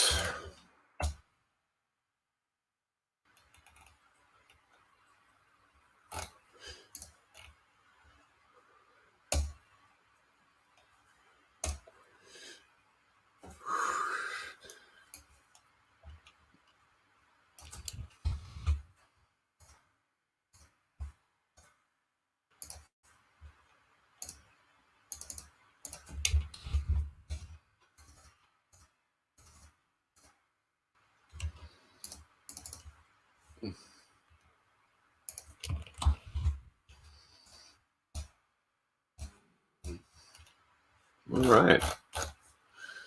Just check I got all 4.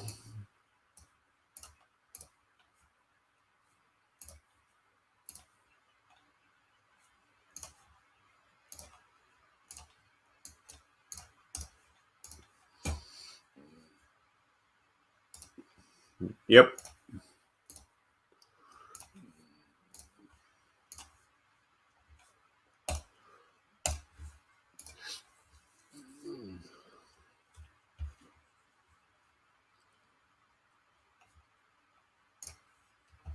Thanks, bud. I think it's working. Huh. Oh, no. Oh, what's going wrong here?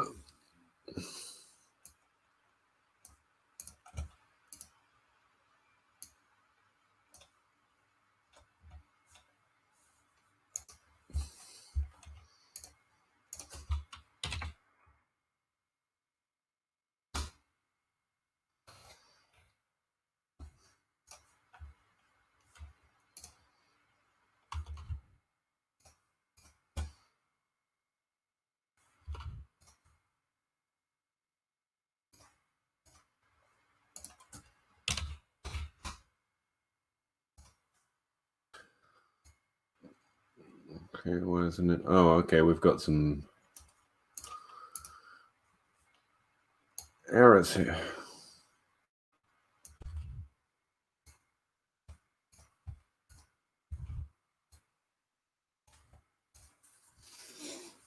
Oh, it's because they play Monday. Yeah. That means it's working, weirdly.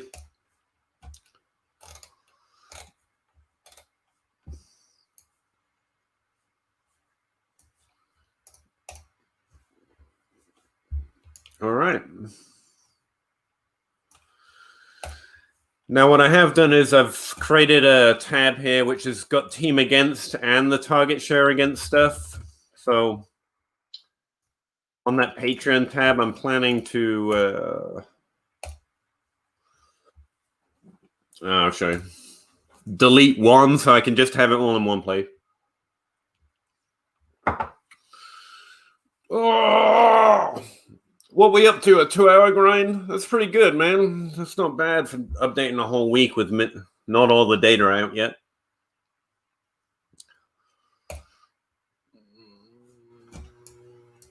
Don't know this song.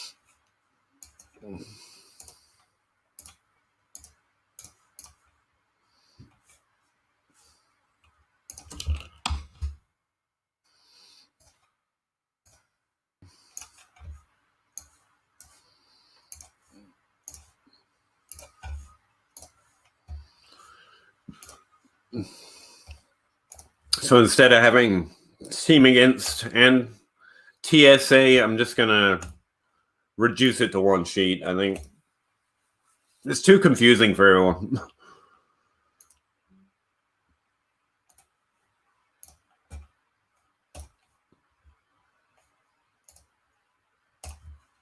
Might as well try and have it all in one, right?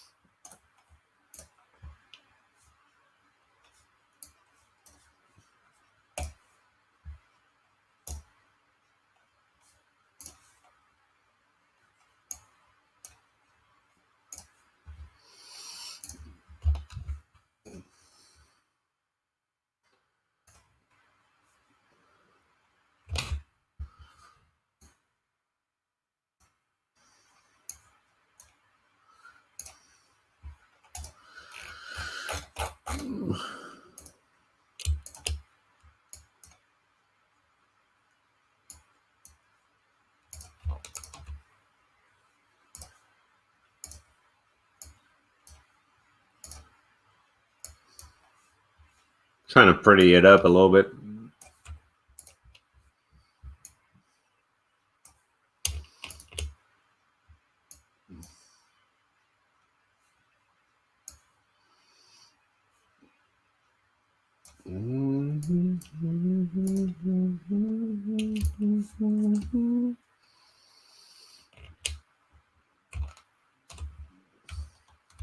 Why won't it? No.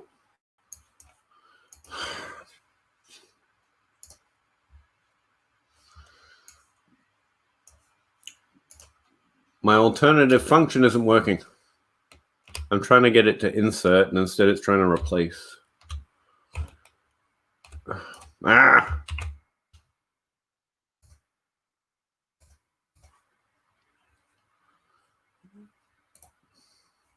Here we go. We just do this.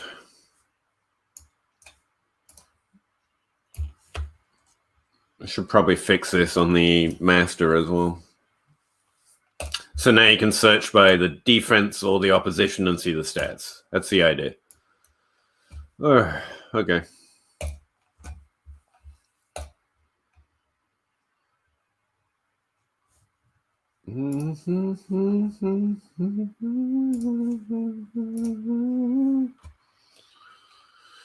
All right, and close that. God.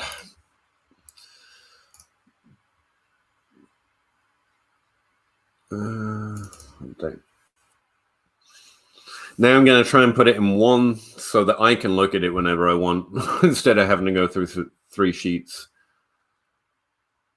It's a lot easier than looking at all the ones with the active formulas, you know?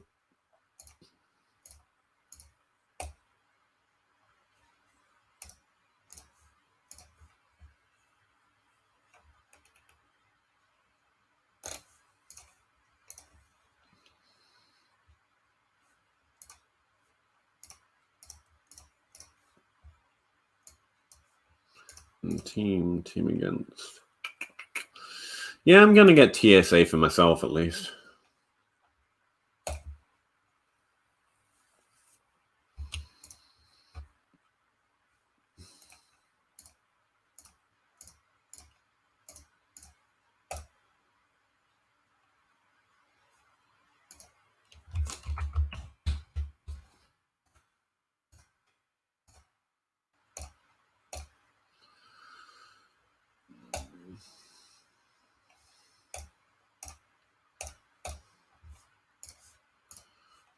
My shoulder. All right. Oh, you should see me update the start Sidinator. That's a chore. All right, dudes. I think that's all updated now. I just have to wait for all of week 2 data to do it all again. So that should be fun. I wanted to get it done today because, like I say, I might miss some time this week, and that means the week to get the first run of projections out on Wednesday is going to be a crunch. So I want to do as much as possible before that, and also I want you guys to have at least some sort of update just in case I don't get to do it tomorrow. Hopefully, I don't get to do it tomorrow because I need a dentist appointment. And that means I won't be available tomorrow. So, you know, that's what it is. Yeah.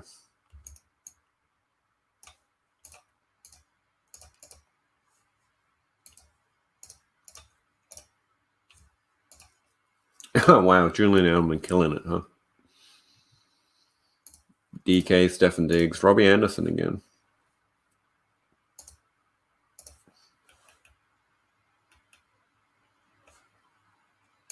I'm telling you, man, MVS is doing something this year. It's getting slept on a little bit.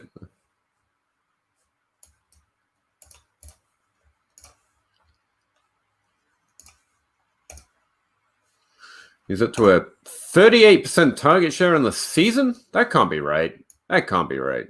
Right? Spaceman, you still here? Spaceman. Hey. Spaceman. You still here?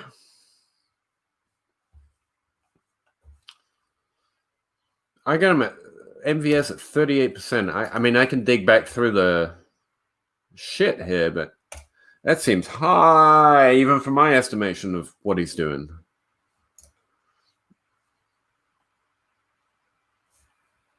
I tell you what, I'm going to go through this. That'll be quicker.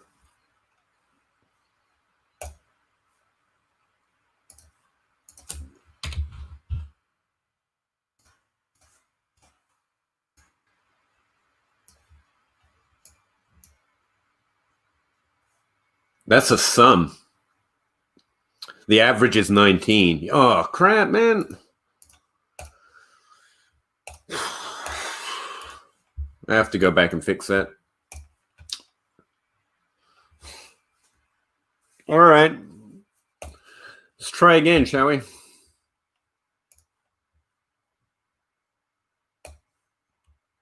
All right. If anyone missed that, I'm summing the target share instead of doing the average in the weekly tab. So I have to go back through and fix all that.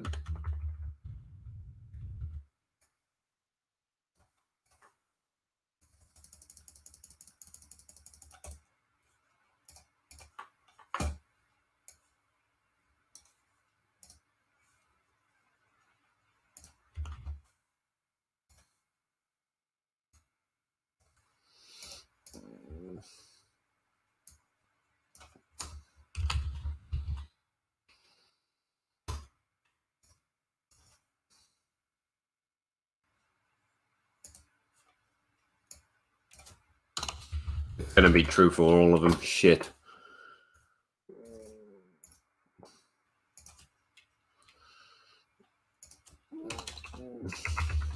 Well, that's why we learn, right?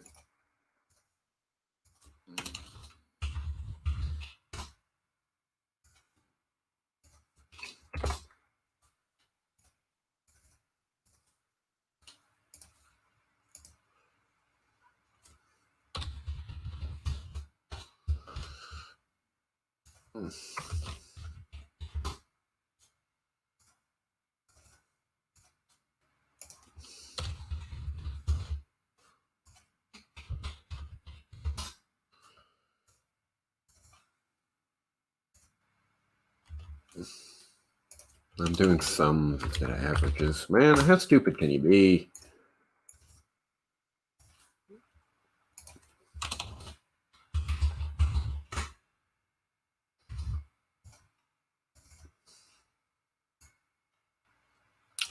What else? We need sum that, sum that, sum that, sum that. This should be average.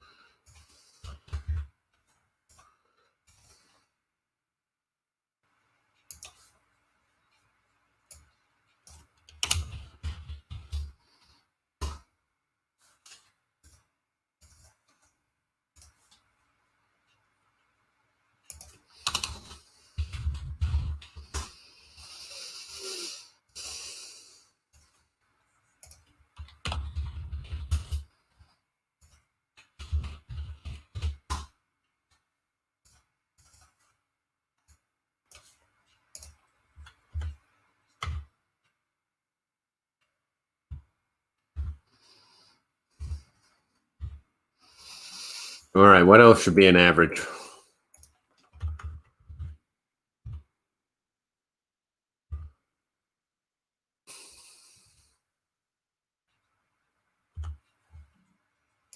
This one.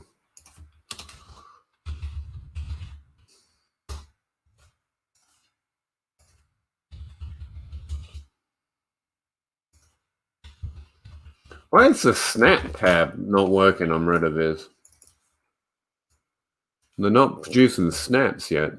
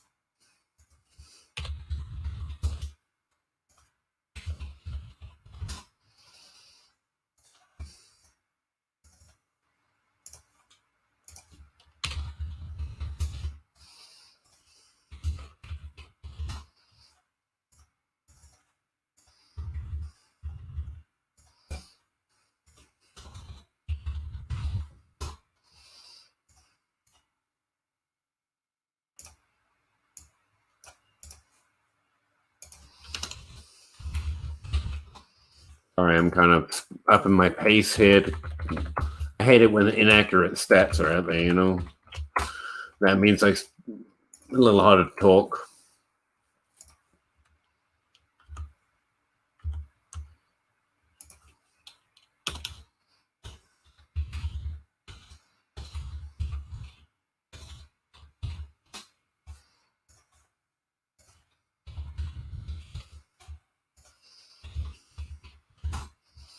Still, 23% for Marcus Valdes-Scantling.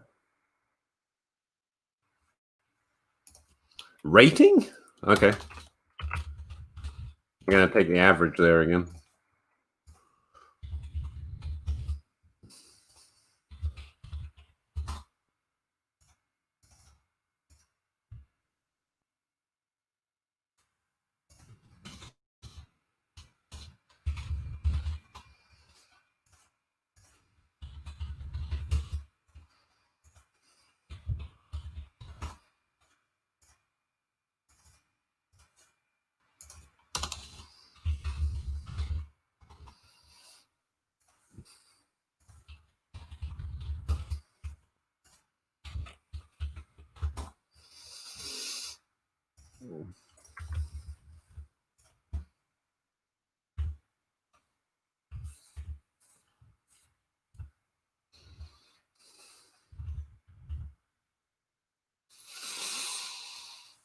It's per attempt. It's going to have to be an average, isn't it?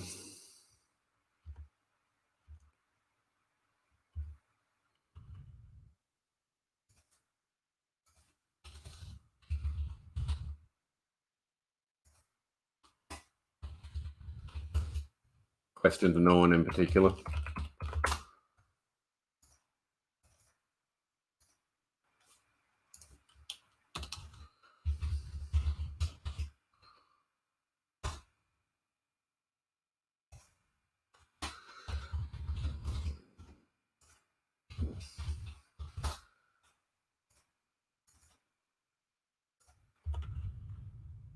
Did all that. All right. We're updated. Damn it.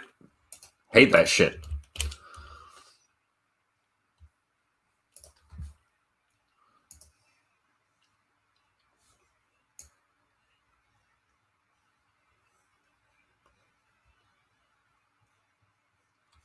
That'll work.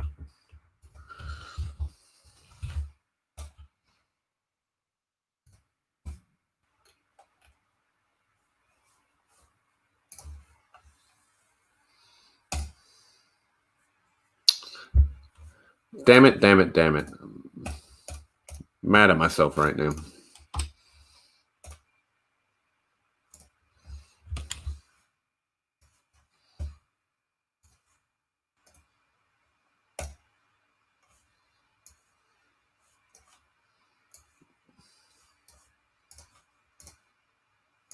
Luckily, that's not feeding anything else right now because I haven't input it into my projections yet.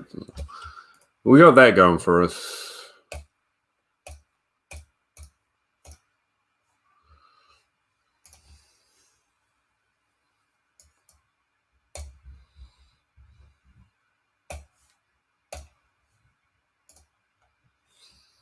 Oh, wait.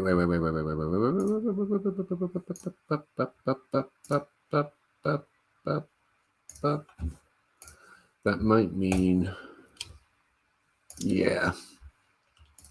Team tab would be wrong too.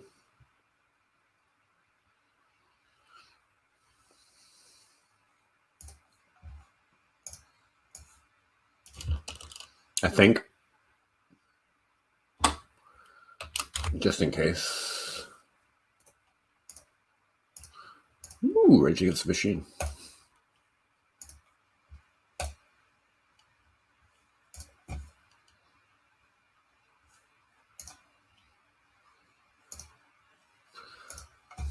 Da, da, da, da.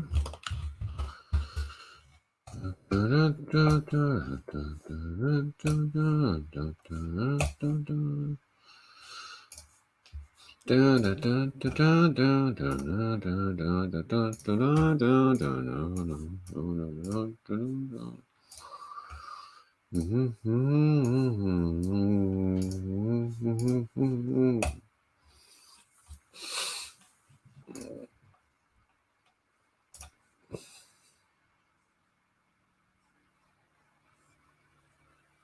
works, Spaceman. I know it's weird. Normally I wouldn't, but where I'm trying to split weekly and seasonal, their target share actually works out to be the average of every week's target share. I know it seems weird, but it works. It's mathematically sound. Like if you take all their targets and divide it by team attempts, you get the same result as averaging their target share. For example, what did we say MVS actually was? 23.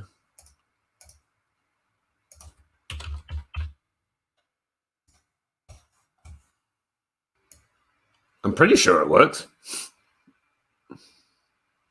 Yeah, 19 right there.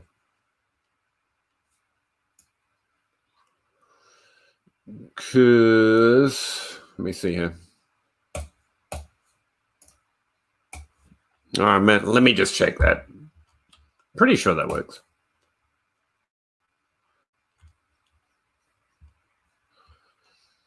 Don't survive.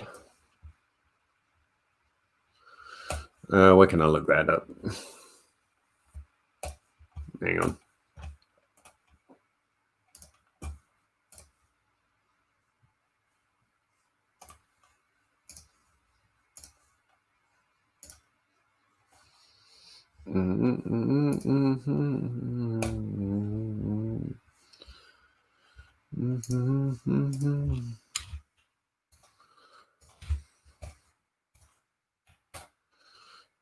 I'm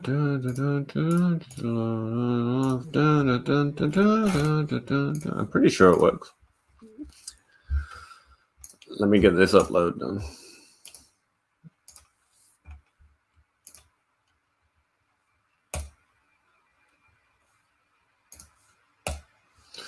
There we go. All right.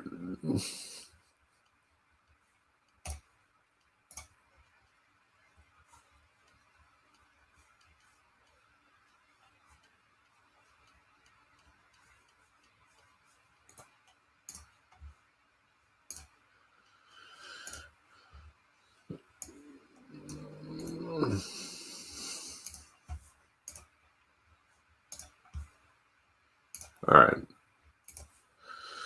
So let me see.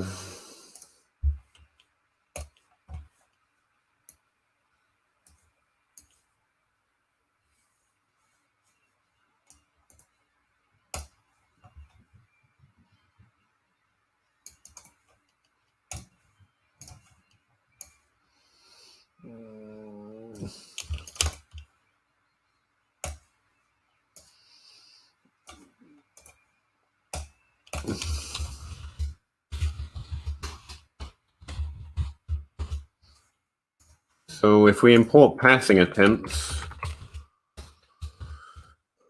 from team, from this team, 67.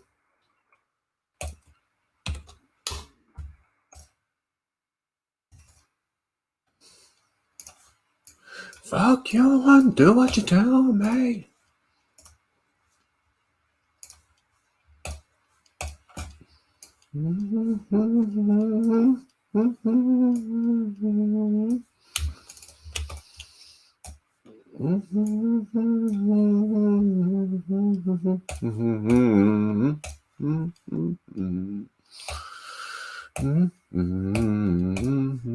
Have I got the wrong team targets in here? Bum, bum, bum, bum, bum, bum, bum, bum, bum, bum. Have I got a different count for passing attempts?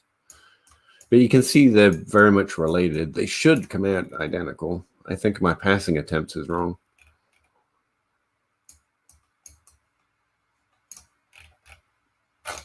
Average target share should be the same as overall target share. Average weekly target share. There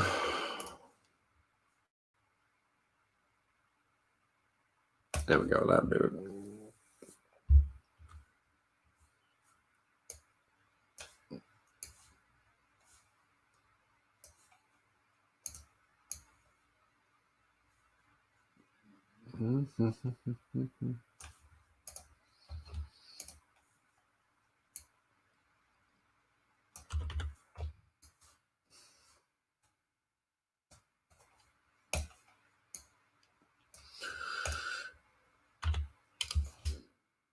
Yeah, right.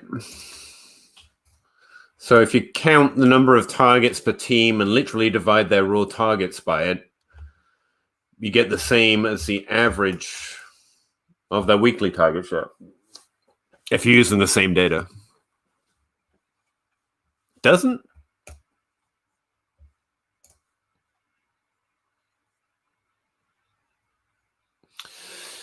Maybe I'm wrong.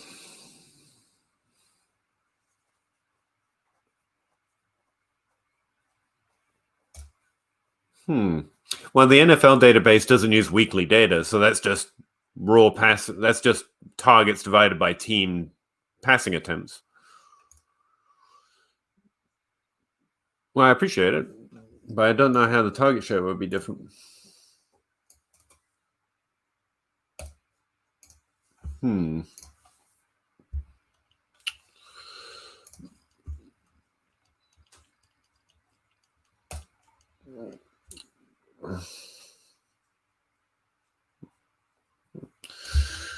Well, I can do it traditional way, say using the average. Pretty sure it comes out the same. Let's see, where should I put that?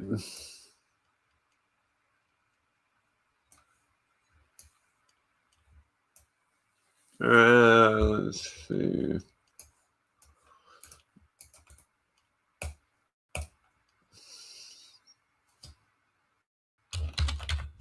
Call it team target share.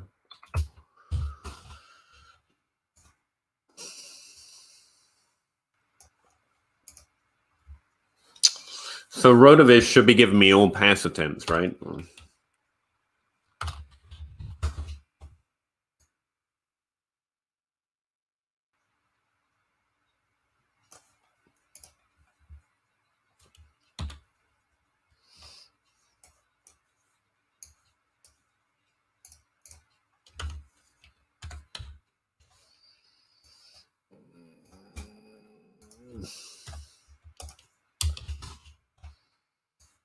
Yeah, right.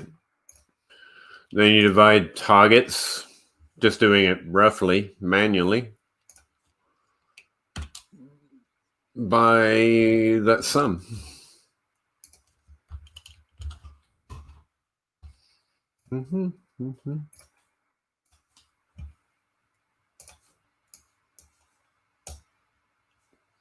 Yeah. That's going to be different for an injured player because the target share was 0 1 week, right?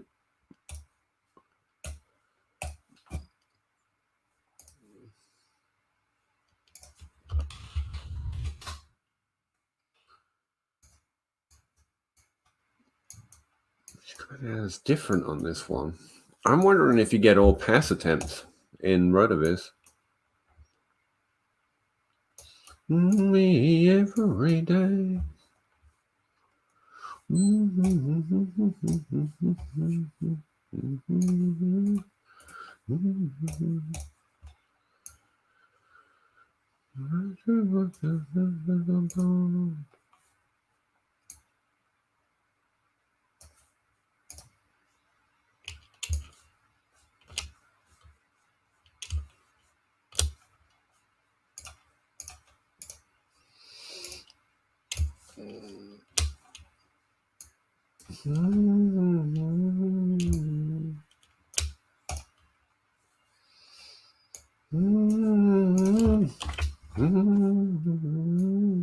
Damn it.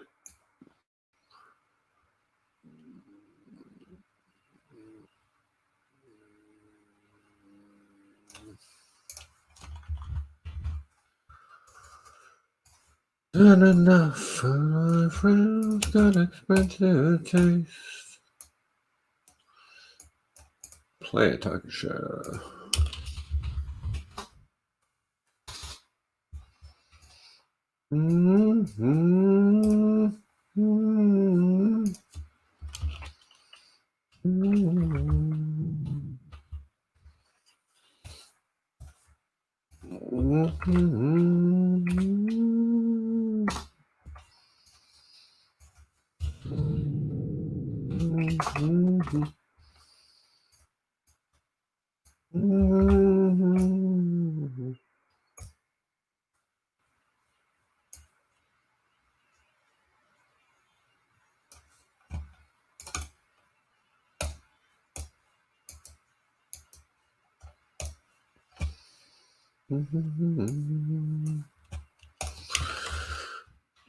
Ah, crap.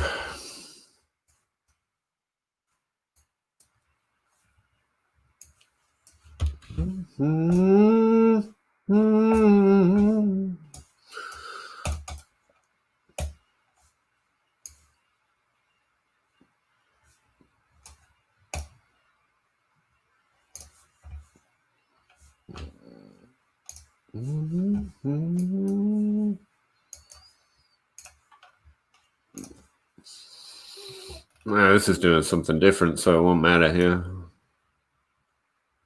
Yeah, it doesn't matter. I don't think so.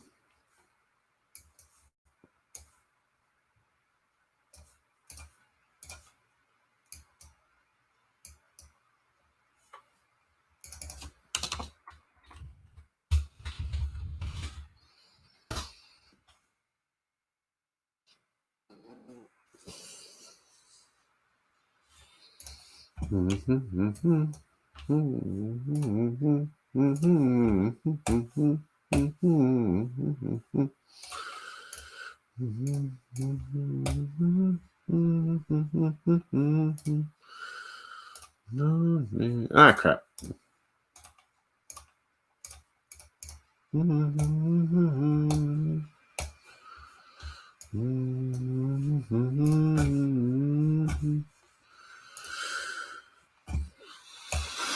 Ah!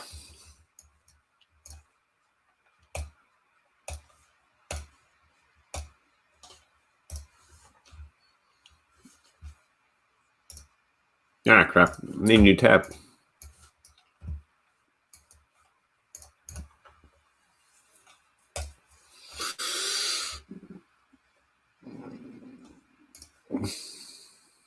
They do equal the same, told you.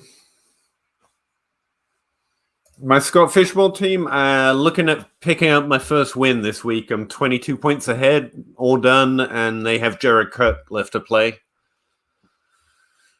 Hopefully that's my first win, but Jared Cook could own me with Drew Brees, I'm sure. It's doing okay. 150 points first week, 170 the second week. I mean, it's a solid team. But enough teams catching enough variance week to week. I mean, it's a tough league, man. I'm pretty happy with the way it's performing. I haven't even been hit by injury very much yet. I think that's going to be make or break for a lot of people this year, how hard you get hit by injury. Well, it kind of is all every year, but you know.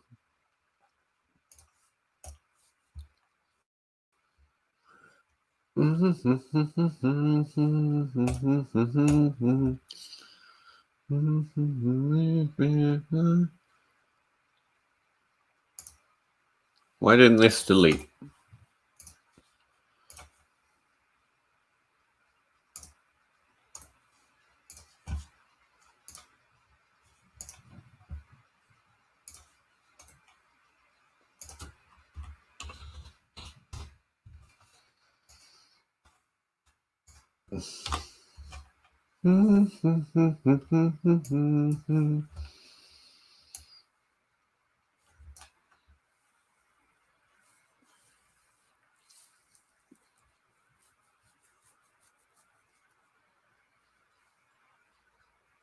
Yeah, on the NFL database, Spaceman, you got me worried about that, but I download Target Share directly. Like, I don't even run that calculation. That comes from RotoViz. I have to check on that, but I'm pretty sure that's just a RotoViz Target Share. Got me worried about it now. Okay.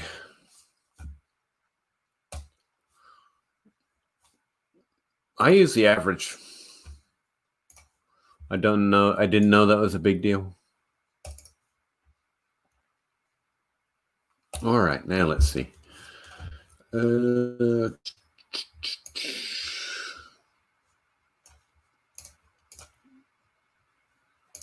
Yards for team pass attempt.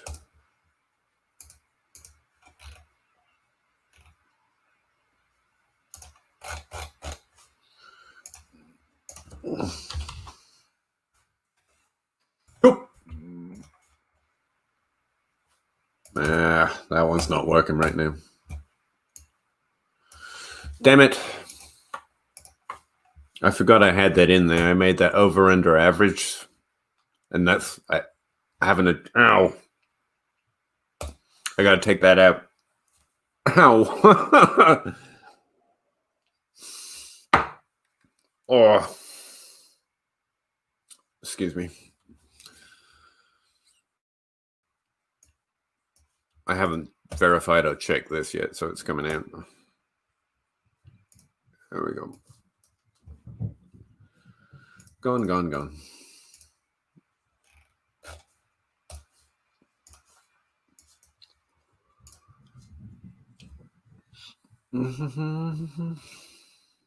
This touchdown rate looks naffed as well. Ugh.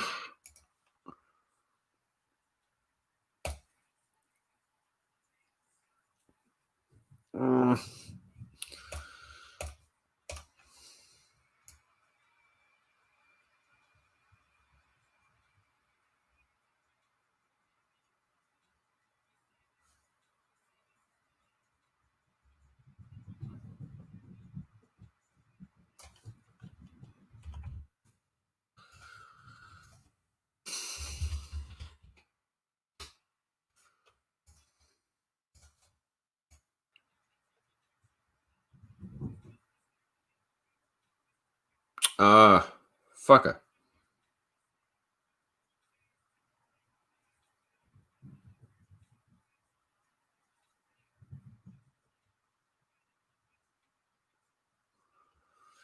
Why is that coming out to 0?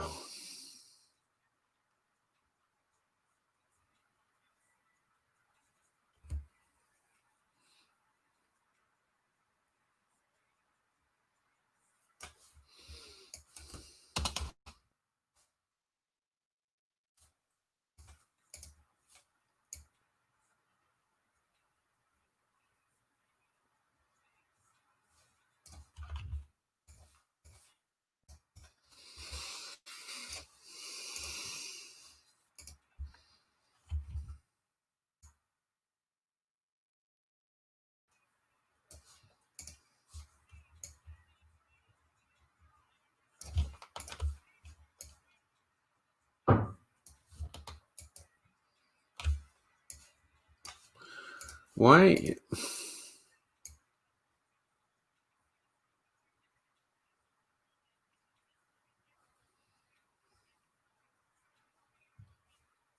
Why is it counting 4 as 0?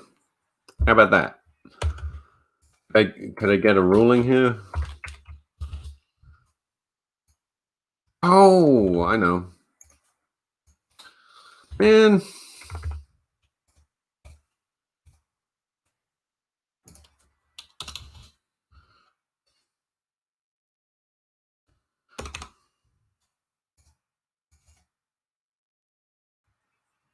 Yep, there it is.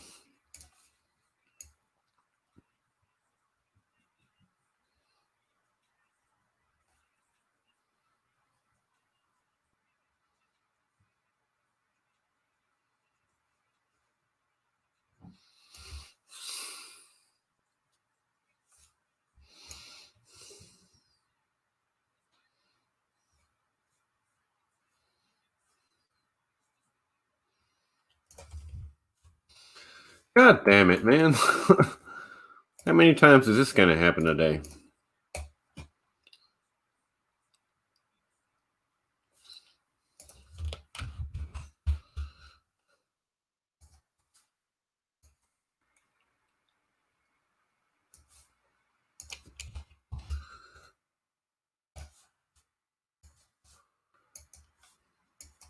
I'm making another update. Bloody hell. Bum, bum, bum, bum. Get out the way.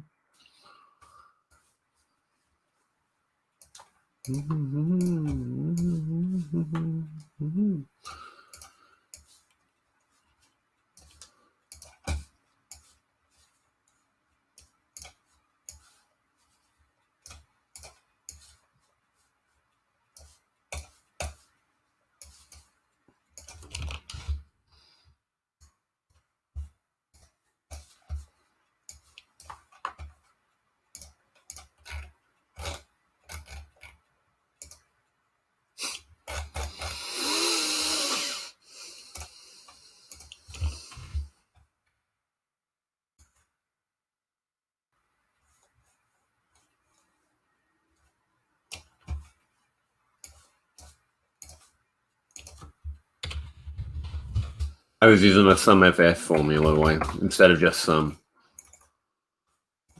Get out the way. Little bitch. Get out the way.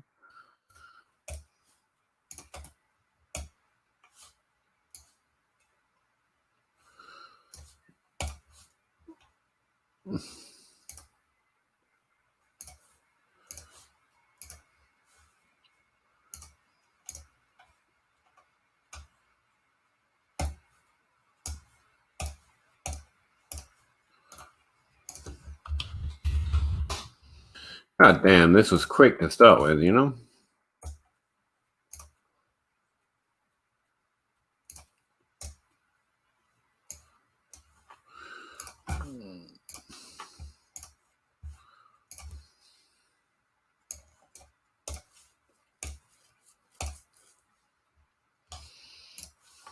Ugh.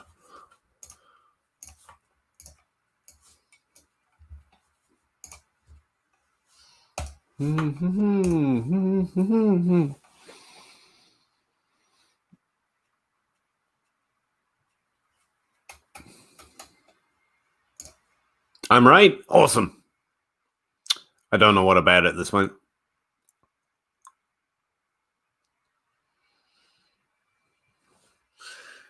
How's my Scott Fishbowl team doing? I think I answered that one earlier.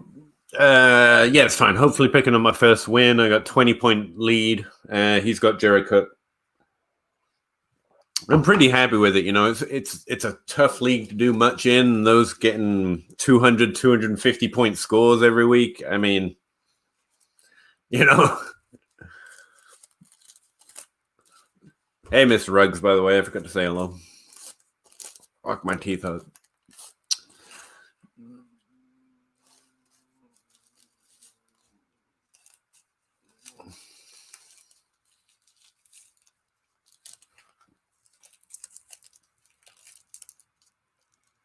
Oh, yeah, Kirk Cousins minus 20-point game, Spaceman. Yeah. If anyone missed anything while they were drafting, it was the minus points for QB.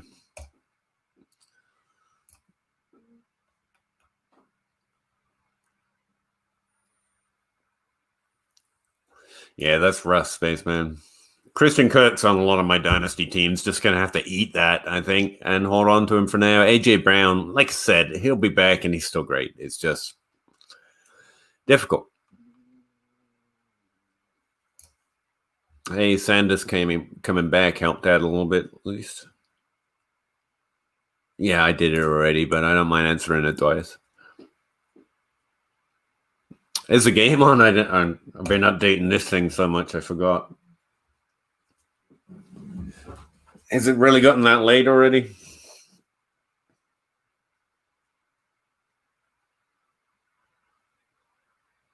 Oh dear. I missed some messages from my wife that I'm going to pay for in a bit.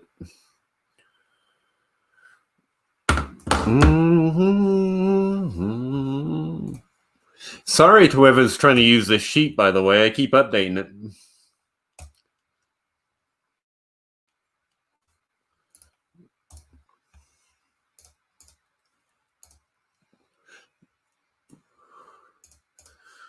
Last time, I hope.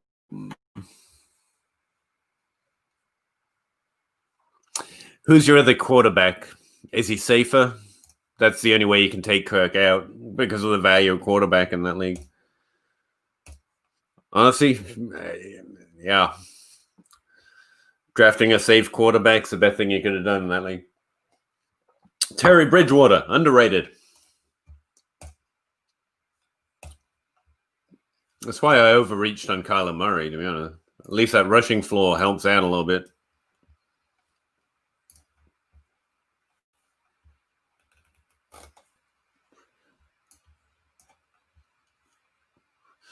All right, this is what I did, Spaceman. Target share, I summed the team's passing attempts and divided their targets by it. So you're seeing the raw target share. This is the average that's coming up for me when I do it on a weekly basis. It does seem to be a little different here and there, and I can't figure out why. Honestly, I think it's because RotoViz isn't giving me every passing attempt, but, Stafford's solid. Detroit sucks this year. They're going to be passing a lot. And he's a good quarterback. I don't think he's going to get hit by too much of that negative points. Oh, Christian Kirk. Yeah, you just sit him on your bench there and wait. Christian Kirk's a waiting game. I think he was good year one and year two. Obviously, he has a skill set that doesn't elevate him in the league, but he's very good at what he does. Doesn't have a large red zone presence. He's not going to with Hopkins and Fitzgerald just in full flow. It's just not going to happen right now.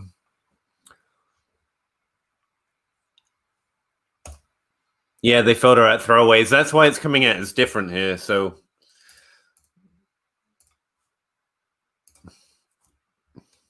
I don't even know if I should keep this in now.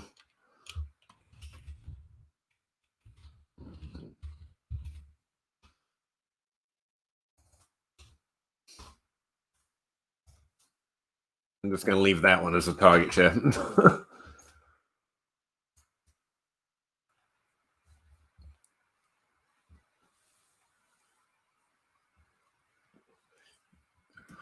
Because, counting AJ Brown having 11% target share this season really isn't in it. He's had 20% in games on average, which to me, that's his target share. I don't know. Maybe this is a fundamental flaw in my stats. I don't know. Hey, the game's not on yet, you fucking liars. It's not 8 yet. All right. I didn't mean it. I love you. Oh, God, my head hurts now. Tooth pain just affects your entire damn brain.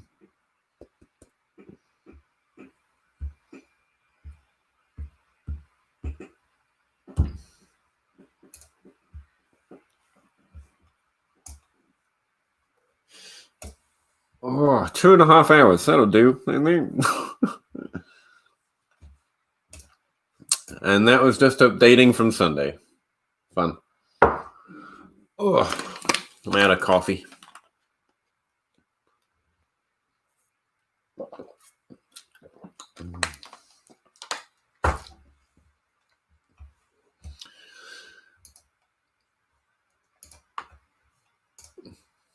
Any start sick questions or anything?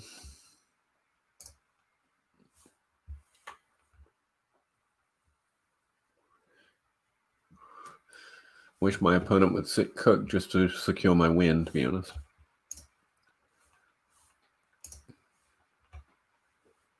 Not gonna happen, obviously. How is my Scott Fishwell team doing? I consider it a win that it's not mostly on the IR at this point.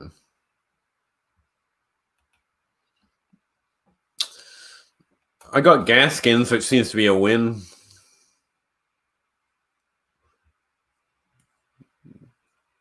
I started Barber this week. That was a mistake, apparently. Oh, I did lose Jack Doyle for this week. And Ebron's just, a hope and a prayer for a touchdown, maybe a few games. which is about what I paid for him, so it's fine. Trying to get the live scoring. Where is it?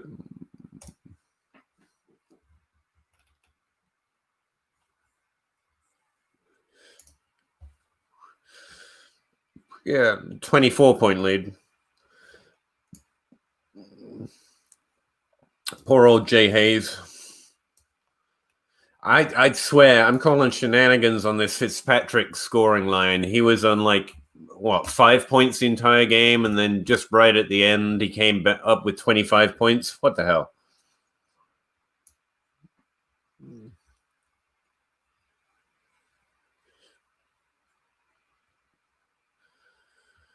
Yeah, I'm just nicely in the middle. No amazing games, no great games. Patrick Mahomes not scoring 30 points, rare week for me. Kareem Hunt's, I think, going to be my most valuable draft pick this year. James Conner thankfully came back this week a little bit.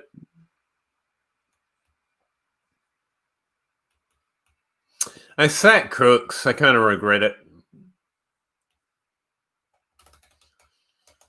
I should have sat Barber instead. Did Barber get injured or something? I don't even know.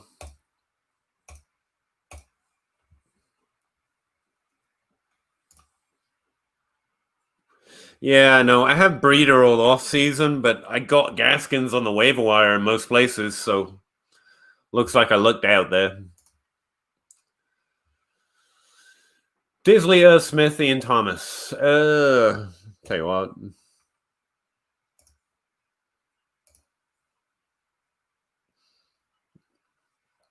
I still have Start Sidinator up for week 2. So.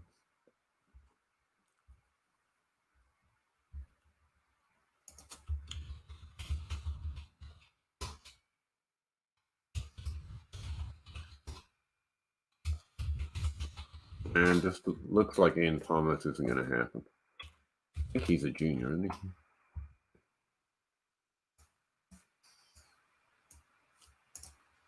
he? Mm-hmm. Why do they put the junior on there for players that don't need to be differentiated?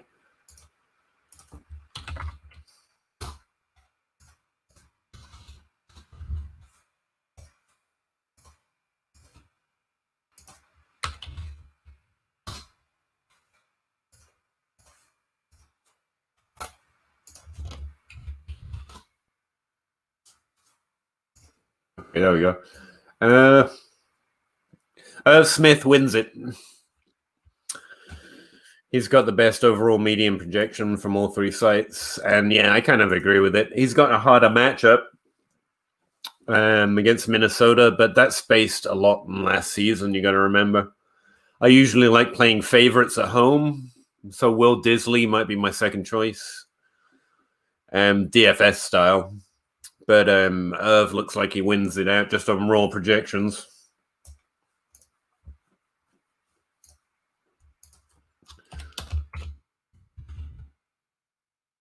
Well, Will Disley, can you even start him?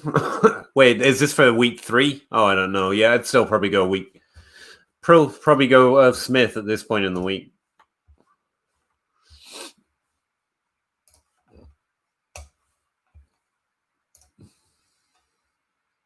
Thanks, dude. Appreciate it. I'm trying.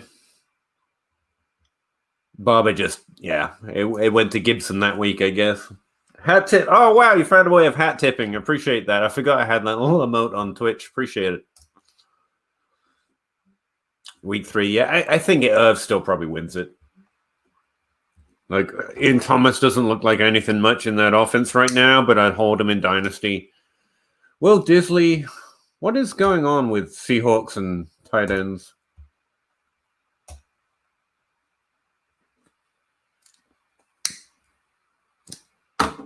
I just don't think they're getting targeted.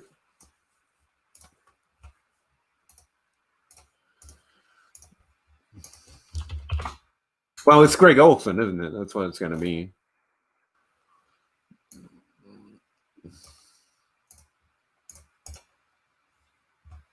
Yeah, it's Greg Olsen's just taking it, man. This reminds me.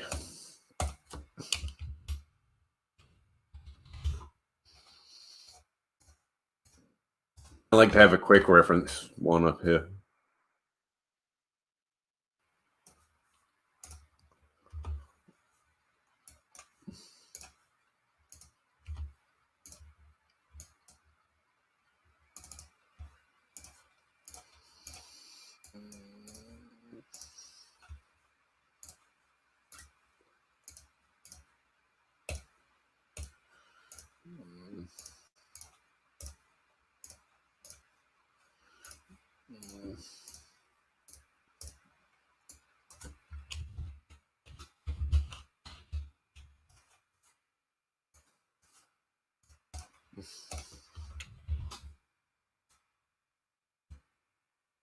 Yeah, Disley's just not involved right now.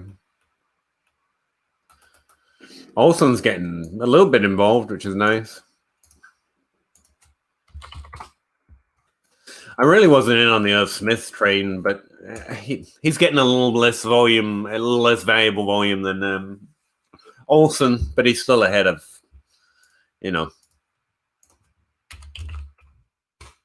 Thomas and Disley. Yeah, Irv Smith's your only real choice, sir.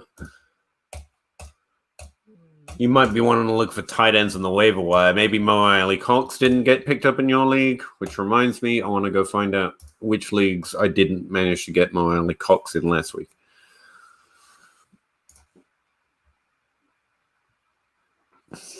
Hat tip, sir.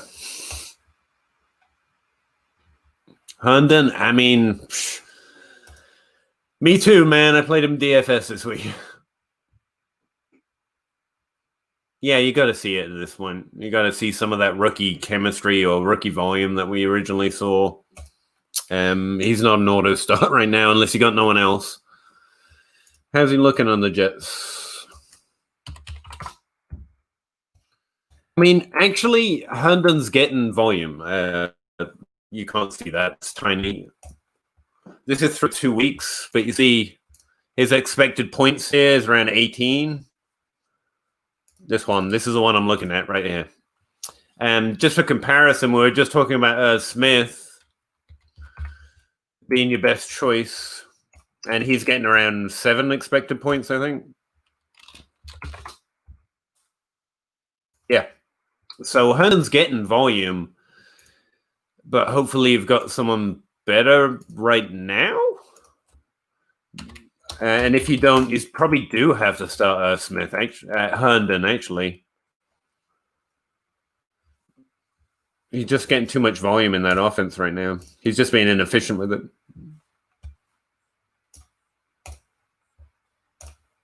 Where am I? I was going to do... that's right. Mo Alley-Cox. I had Mo Alley-Cox on so many rosters.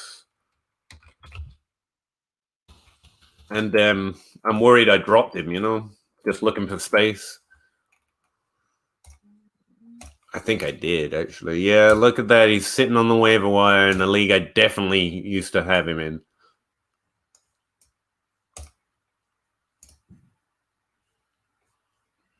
I definitely put in a waiver claim for him as well, so I don't know why I didn't get him. Shit, now it's going to be too late,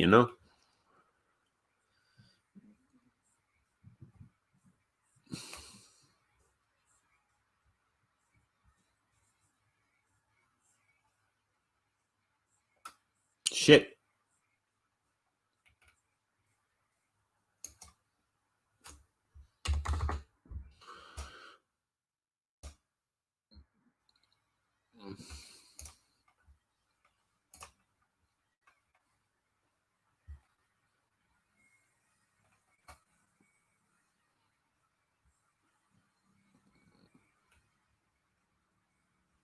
It's rough.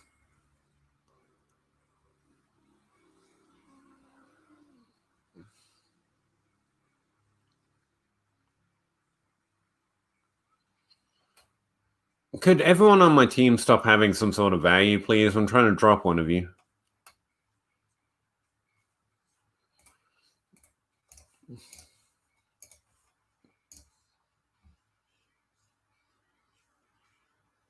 Yeah, it's a bit yikes. I was never around John, but it was a decent dart throw. It's unfortunately he got injured. Yeah, I put in claims for him, but for some reason, even on the... I didn't pick him up. I got to check my waiver wire better. My waiver wire pickup was mostly Miles Gaskin or Mo Alley Cox, and I seem to get Gaskin everywhere, which now I think about it is probably why I didn't get Mo Alley Cox, because the first one went through, then I had no room. But Gaskin seems to be working out, right? No problem. Mike Davis, yeah, right.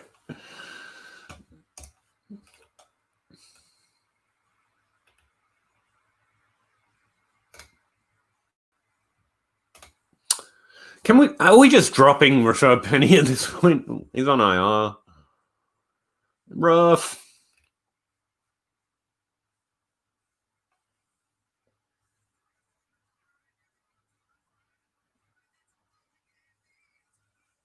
I think I'm just dropping JJ Seiko-Whiteside at this point. Actually.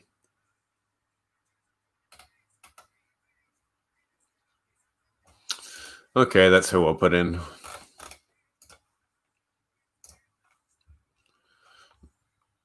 Let's go find his status in all my leagues.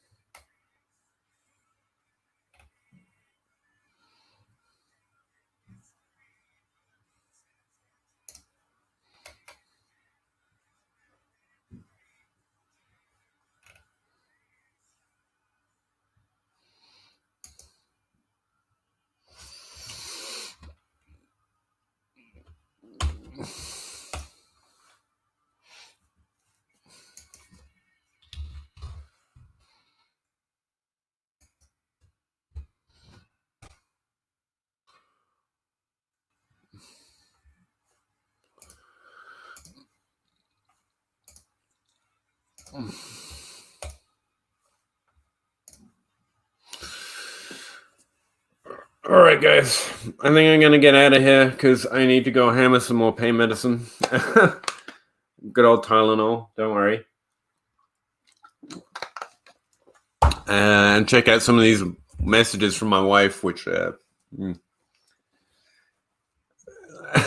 in trouble. No problem, man. Really appreciate you checking me out, Mr. Ruggs. I love your avatar, man. I wish I had a bunny rabbit outfit. Thanks, Spaceman. I'm trying, man. You too, man. Enjoy the game, Jumbo. All right. See if I remember how to get out of here. All right. Appreciate you all. Please remember to check out the link, at least in the YouTube description. Try and do anything you can, even if it's just sharing and retweeting for John and his family. I really appreciate it. And thoughts and prayers at this time, I'm sure, are welcome as well. So appreciate you guys. See you all on the Twitter streets and all the streets as soon as possible. Thanks. Bye. Hey. Let's do this thing here. Let's see if we can do a countdown out. Wouldn't that be...